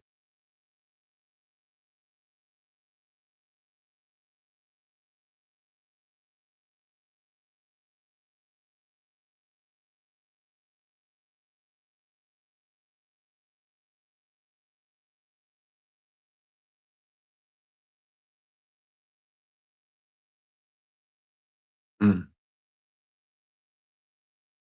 Oh, the pendulum. Maybe I'll read this first. Sir Robert Ball again, yo. What's up with this dude? He's in a lot of this book. Sir Robert Ball, in his Story of the Heavens, 17, page, says, we find that by observing the swing of the pendulum at different parts of the earth, we are enabled to determine the shape of our globe. Really? Enlighten me. This is perhaps one of the greatest fallacies of the globular school, and when looked at without prejudice, is sheer nonsense. A vibrating pendulum on a globe with various movements would move with the globe and could not by any possibility record the movement of the globe to which its supports were fastened. The following is from Noad's lectures on chemistry. All the solid bodies with which we are surrounded are constantly undergoing changes of bulk corresponding to the variations of temperature, the expansion and I think it's going to say contraction. Yep. The expansion and contraction of metals by heat and cold form subjects of serious and careful attention to chronometer makers, as will appear by the following statements. The length of the pendulum vibrating seconds in, I think it says Vacmo, in the latitude of London, 50 degrees, 31 something, 8 north, at the levels of the sea. Hold on, let me see if I can put, I want to see these coordinates. I'm curious to see. Oh, wait a minute. No, not one, you fucking nut.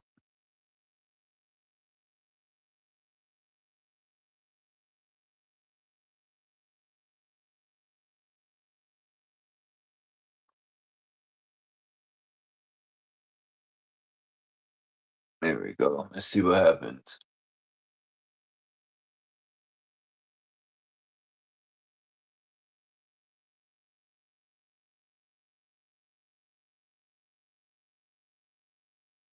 I put in the coordinates 50 degrees, 31.8 north. And nothing came up. It says it could be depending on the corresponding longitude. Oh, I gotta put the longitude in. That would help, wouldn't it?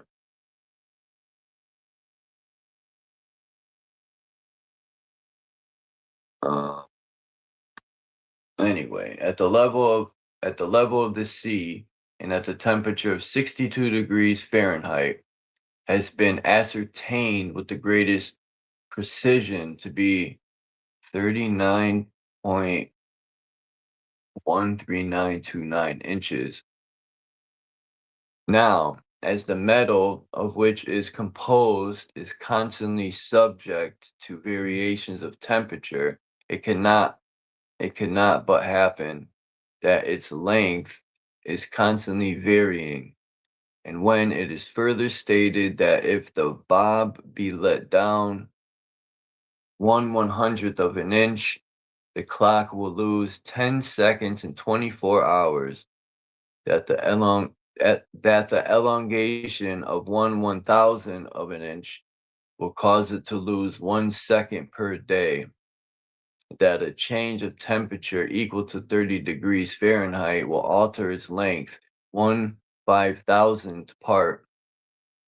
Yeah, 1/5000th part, and occasion an error in the rate of going of 8 seconds per day. It will appear evident that some plan must be devised for obviating so serious an inconvenience.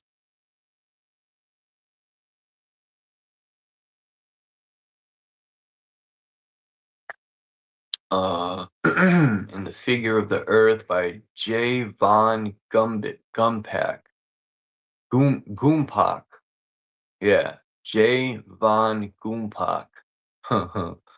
We are informed as follows. I swear it's his name, Gumpak. General General Sabine himself relates Captain Foster was furnished with 2 invariable pendulums of precisely the same form and construction as those which had been employed by Captain Cater and myself.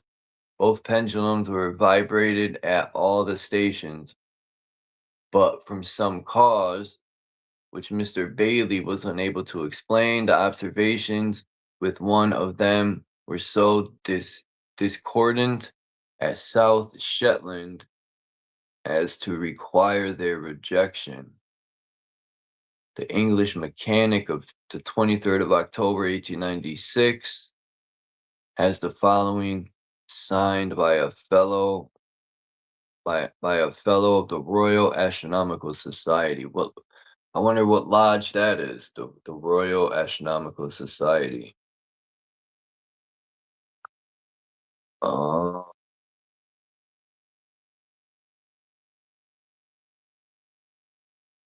In reply to, I can't say its name, I think it's Foucault's,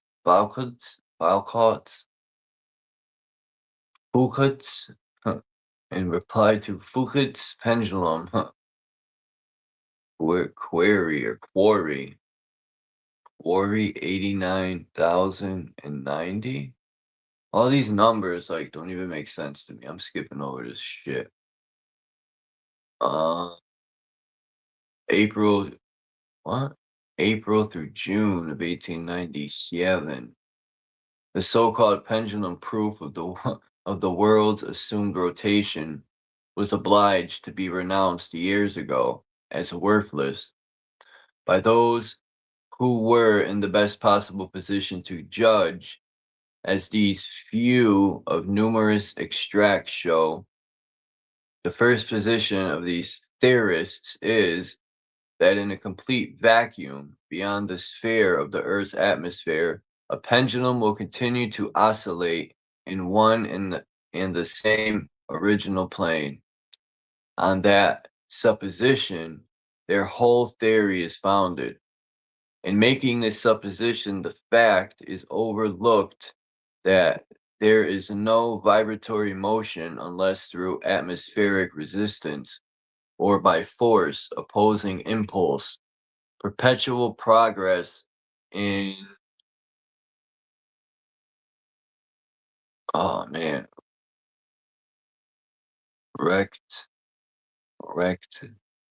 rectilinear. No, I can't say this fucking word, man. It looks like rectum. Excuse me, Mr. Rectum.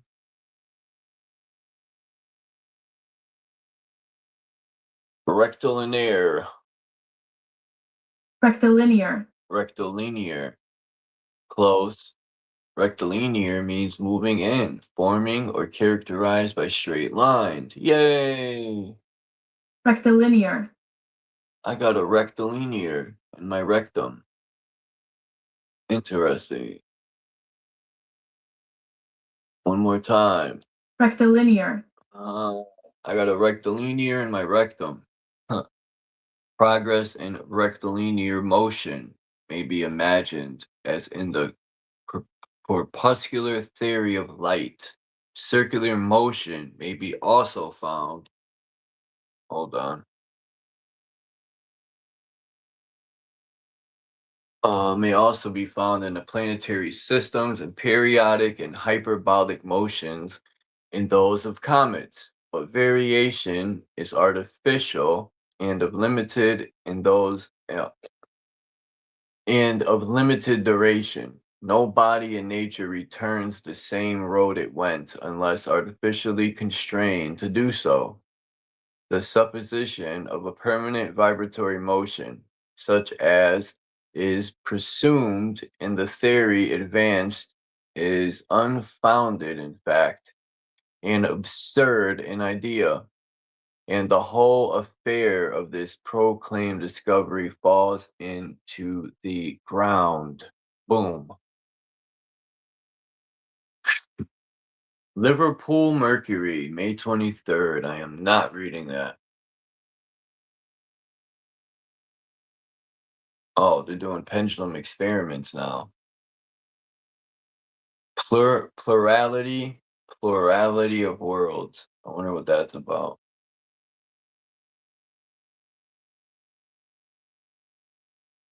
Hold on. The Liverpool Mercury of May 23rd. I wonder what year this was. I know it's 18 something. Let's see this experiment real quick. I'm just gonna, again in the same month appears to follow. A scientific gentleman in Dundee recently tried the pendulum experiment and concludes by saying that the pendulum is capable of showing the Earth's motion. I regard as a gross delusion. Again, another asserts he and others had made many pendulum experiments and had discovered that the plane of vibration had nothing whatever to do with the meridian longitude, nor with the Earth's motion. In many instances, experiments have, however, not even shown a change in the plane of oscillation of the pendulum. In others, the alteration has been in the wrong direction. In fact, in numerous instances, the rates and directions have been altogether opposite to that which the theory indicated. A notable illustration of this was given publicly by the Reverend H. Jones. I don't know what F.R.A.S means, but in 1851 at the Library Hall of the Manchester Athenaeum, where the diurnal rotation of the Earth was to be attempted to be demonstrated by a delicately adjusted pendulum. After giving at length a minute description of the arrangements and apparatus, we come to the admission that the pendulum, on being released, traveled over a measured space in 7 minutes, whereas according to the theory, it ought to have taken 15 minutes or more to accomplish the distance. And remember, this great difference was made without any allowance being made for the resistance of the air, which would be considerable. Anyone can verify this account by referring to the Manchester Examiner's supplement on May 24th, 1851. By referring to The Figure of the Earth by J. von Gumpach, second edit, 1862, blah, blah, blah. Results will be seen of 67 experiments with the pendulum made in every latitude north and 29 south of the equator Like Captain Fawcett, blah blah blah. So all these experiments failed with this pendulum shit, basically, and it's the end anyway. I've heard this guy used to come to my channel. Hey, not no. It's been a long time. I think I remember his thing used to say who or something like that. He used to say that the earth is a pendulum. I'll never forget that. Yeah. He's the only one I've ever heard say that.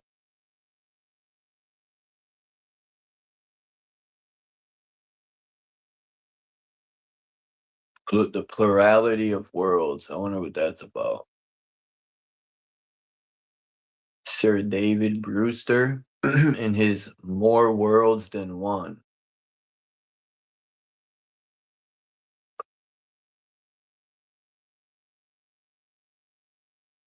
Wow, it says right here, I had just mentioned this earlier. That's wild.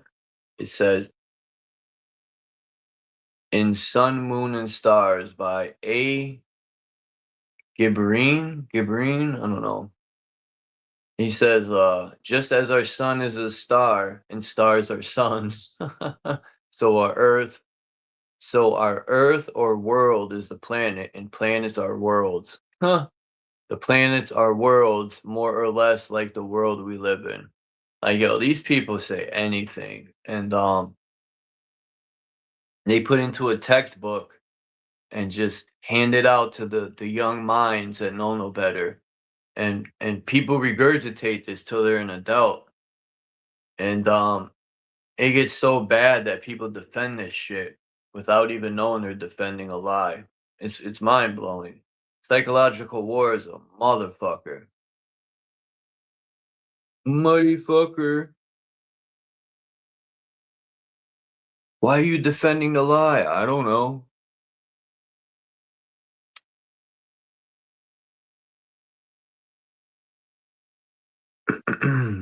Anyway.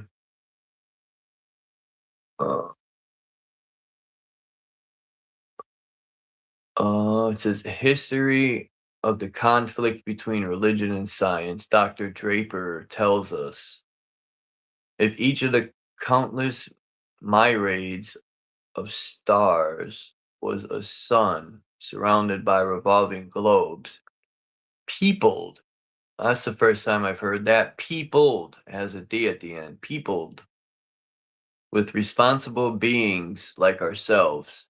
If we had fallen so easily and had been redeemed at so stupendous a price as the death of the Son of God, how was it with them? Of them were there none who had fallen or might fall like us, were then for them could a savior be found? I don't know what the fuck that just meant, but hey.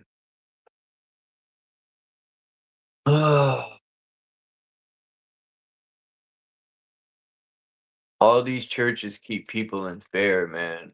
It's like these people feast off the fear. I call them. I said that one of my new rhymes. The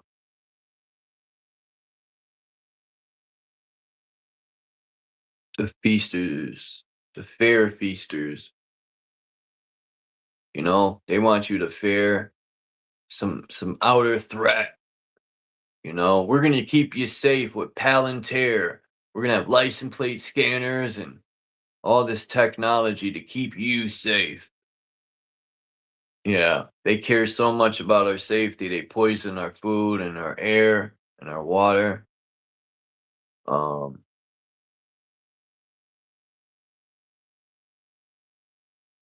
the very threat is telling you we're gonna keep you safe. Oh man, insanity.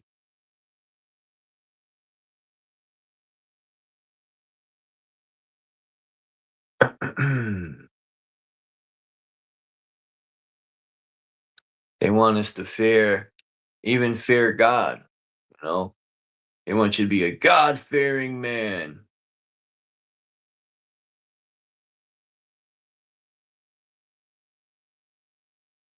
I used to always question that. Why do you gotta fear God? What's the point? Fear for what? I used to always ask that question. Why fear? You know, can anyone answer that? Why do we have to fear God? I didn't do nothing wrong. Yeah, I don't even think the God in that Bible is what's that dude's name? Bill Carson or something. I seen some snippet or something of him, and you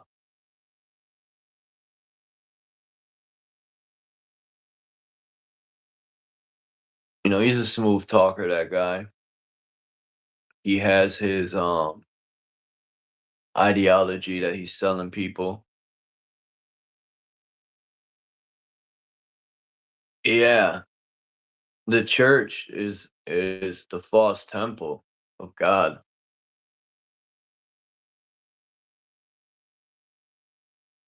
I had these two people sitting outside a church asking me if they need to pray on me. And I was like, "What?" I was like, "Nah, I'm all set, man." I said, "The only true temple is you, not these buildings you guys built. You false preachers, you fucking false teachers, false preachers, you know." I look at it like this, man. A real child of the creator, the source, or how do we know there's uh one source or one creator? And I used to always question, how do people know the so-called God, the man or a woman? How do you know it could be neither? It could be the energy that's everywhere.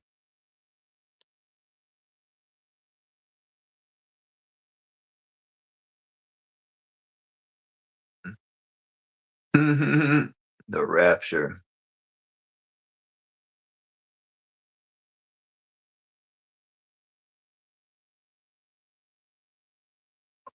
If anyone needs to repent, it should be Trump and all these fucking scumbags that poison our food and water. I don't need to repent. They do.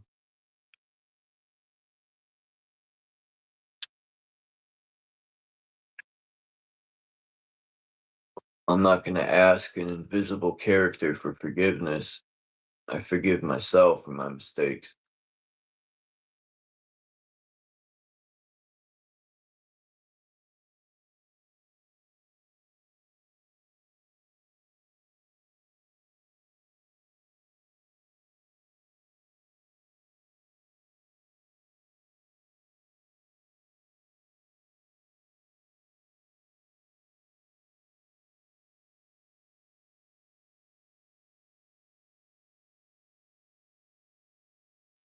These preachers will take the poor man's last dollar, and then when church is over, they drive by in their $100,000 car. Meh, meh.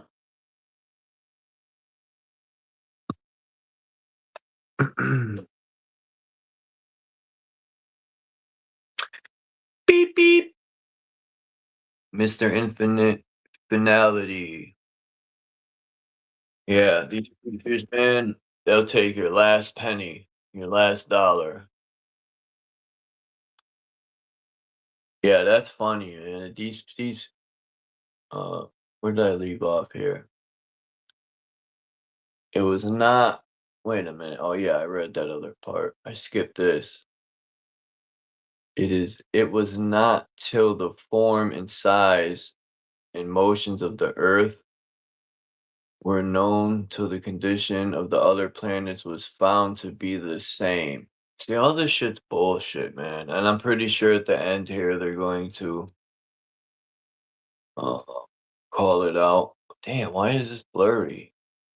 What happened here?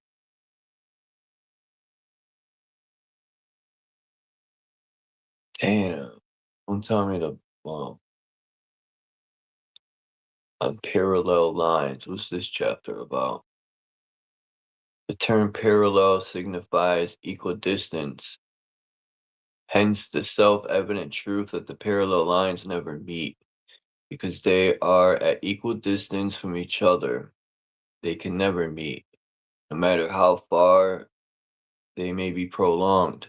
If lines do meet when prolonged, it is because they are not parallel or equidistant from each other.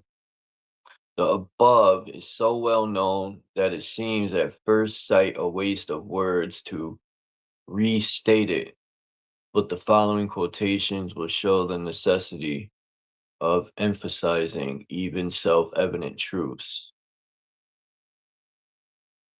We suspend two plumb lines at a convenient distance and then measure their distance from each other at both ends.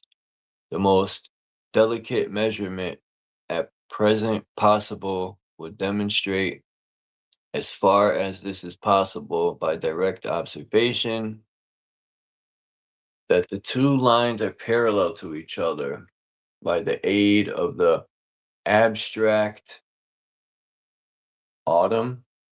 That parallel lines is extended indefinitely would never meet.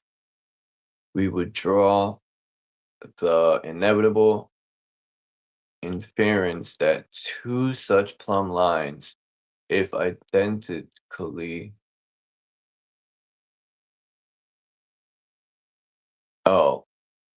if indefinitely extended, would never meet.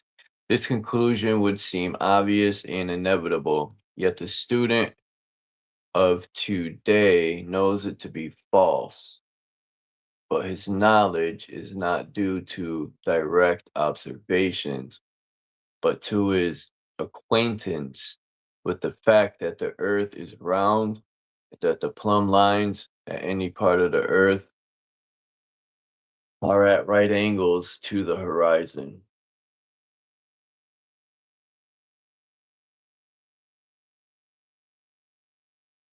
I have not read one work on astronomy which does not require an enormous amount of credibility if the reader is to accept as truth whatever is presented to him.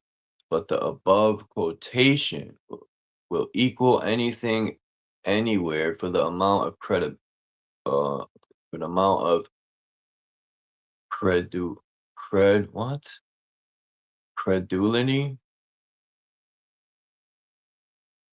I'm saying this wrong. You talking to me?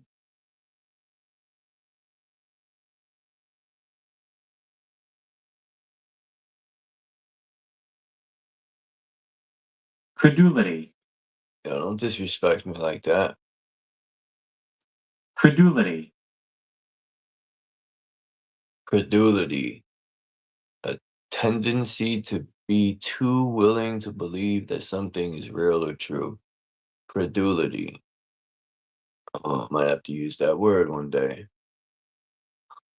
Presuppose the reader to be possessed of, by direct observation and experiment, it is proved that parallel lines can never meet, being equidistant from each other. Yet the student, after having proved the truth of the proposition, knows it to be false. Parallel lines can never meet because they are parallel, no matter what the figure of the world may be. The same word, blah, blah, blah. Anyway, I think I'm done reading this book. I'll find some other chapters. Railways, that'll be something. I don't know what they're going to talk about with railways. What page was the railways on? Fuck. Oh, ew. Railways is page 121. Get back here. I want to see the chapter thing.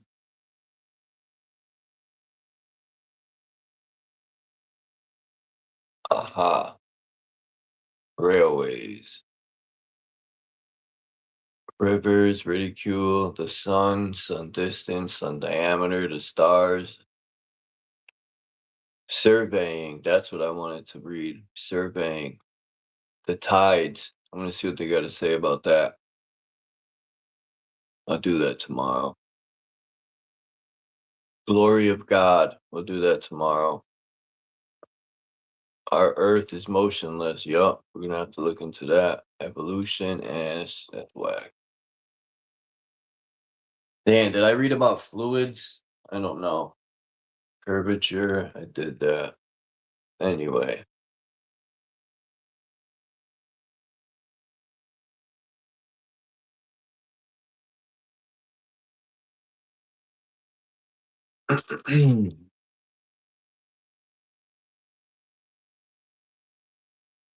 Is there a creator? More than likely. But what or who that is, I have no idea. Me neither. All I know is I am, and I am here, alive, experiencing. Yep. All I know is I'm here in the present. And all I know is time is man-made. And the present is the only, people say they could time travel, but I don't even believe that, man. You got to believe that shit. There's no proof that people could time. Well, I know I could go to New Zealand, or I could go to Alaska and then cross the ocean and go to Russia and time travel like that. But other than that, time is man-made. The only existence is the present. Or I could put in a VCR tape, or some video I recorded on my phone from 2 weeks ago. I could time travel like that. But yeah. Or pictures is like time travel. But some people seem to believe that we can time travel.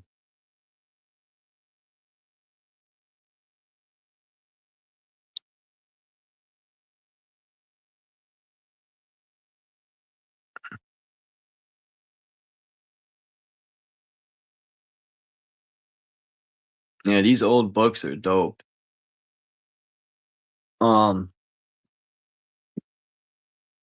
It's better than any textbook from any of these schools.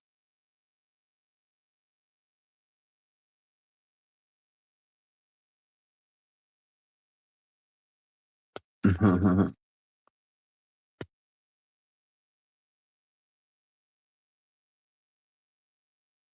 In the Groove come back? He probably dipped.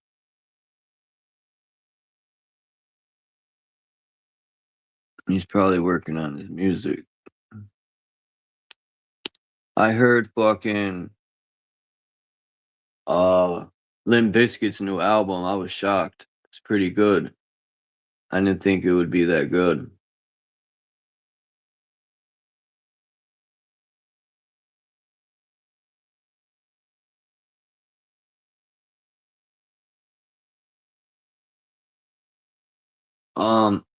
I was looking for books on the ether, and when I looked, I said I was looking for a book that would talk about the etheric energy in architecture. And you know what it said? That the ether is a theory. That's fucking hilarious.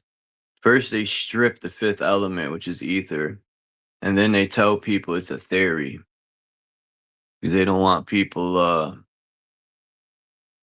creating their own energy. I would have loved to done the same stuff Spirit Light Body's doing, building a Tesla coil and all that.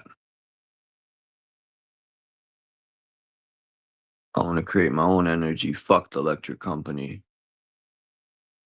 If I'm able to build a device that takes the energy from the earth and I could power a building or something, I would build a bunch of them. Tell people to stop paying their electric bill. Fuck the government. They got a problem? Come get some. I got lead sandwiches to hand out. No, I truly stand by, who are these people that control all the fruit trees and all the water? These cats bottled water and sold it to us. I used to laugh at that when I was younger. When I first seen bottled water, I used to be like, I'll never forget when I first seen that, I laughed. I said, yo, who the fuck is gonna buy water in the 90s? And what do you know, man? It's the #1 selling shit right now. And I wouldn't doubt that they purposely poisoned the water so people will go out and buy their water. That's how diabolical these people are, and how greedy they are for money. But anyway, I wouldn't be surprised if the bottled water is trash too, man. This shit has no benefit. They sell some bleached out water.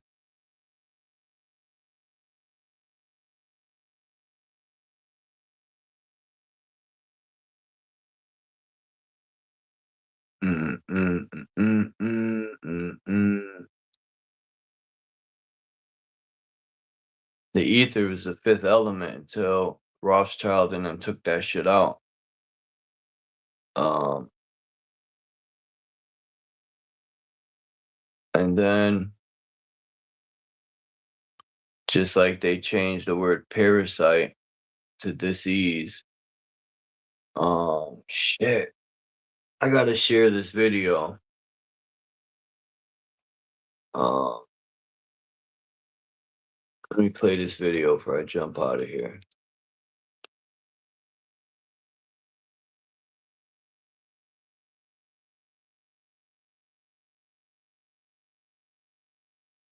Let's see.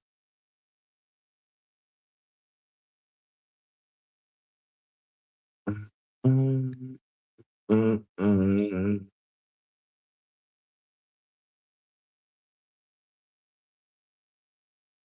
Don't ever disrespect me, yo.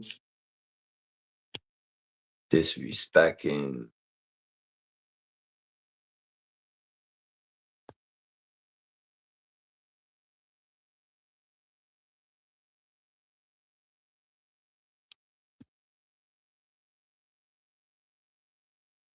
Our Harmonic No Earth way. Explained. Episode 11, The Electrical Earth. Now, we must... Shut up. Now this shit's frozen? Fuck me.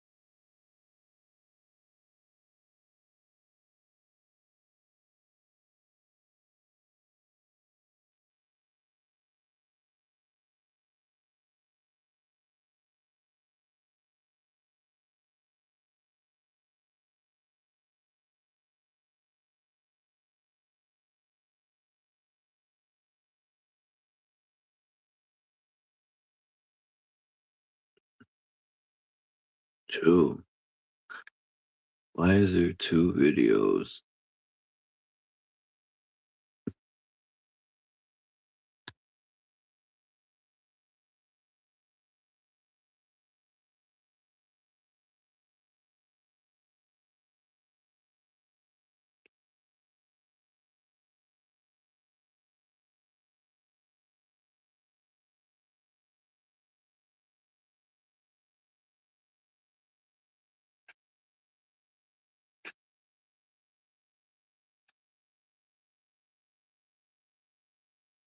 Mm-mm-mm.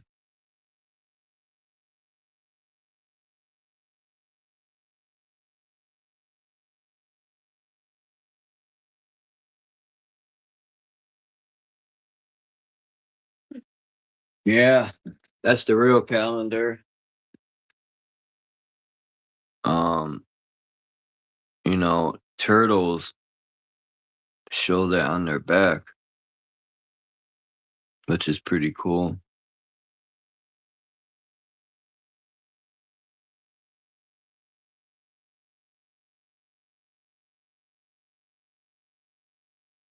Oops. Boom, boom. Yeah, turtles are awesome.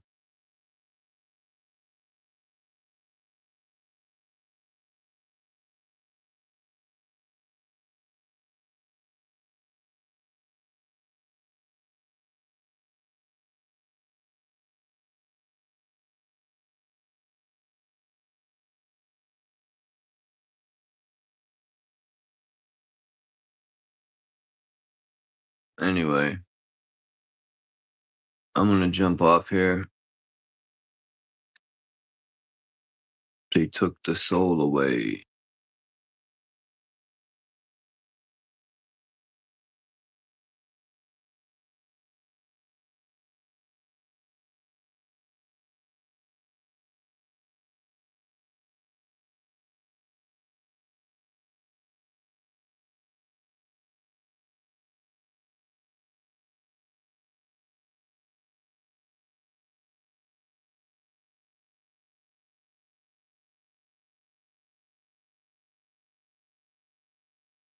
All right, everyone, have a great day. Thanks for coming by. I'll probably be live tomorrow.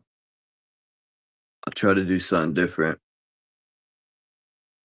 I got a couple of these other books, these Gnostic books from the 1830s, but I'm gonna skim through them. You too, Candy. Have a great day. Peace, not no. JK, peace to everyone, man. Have a great day. And yeah, I'll be live in the morning, most likely, unless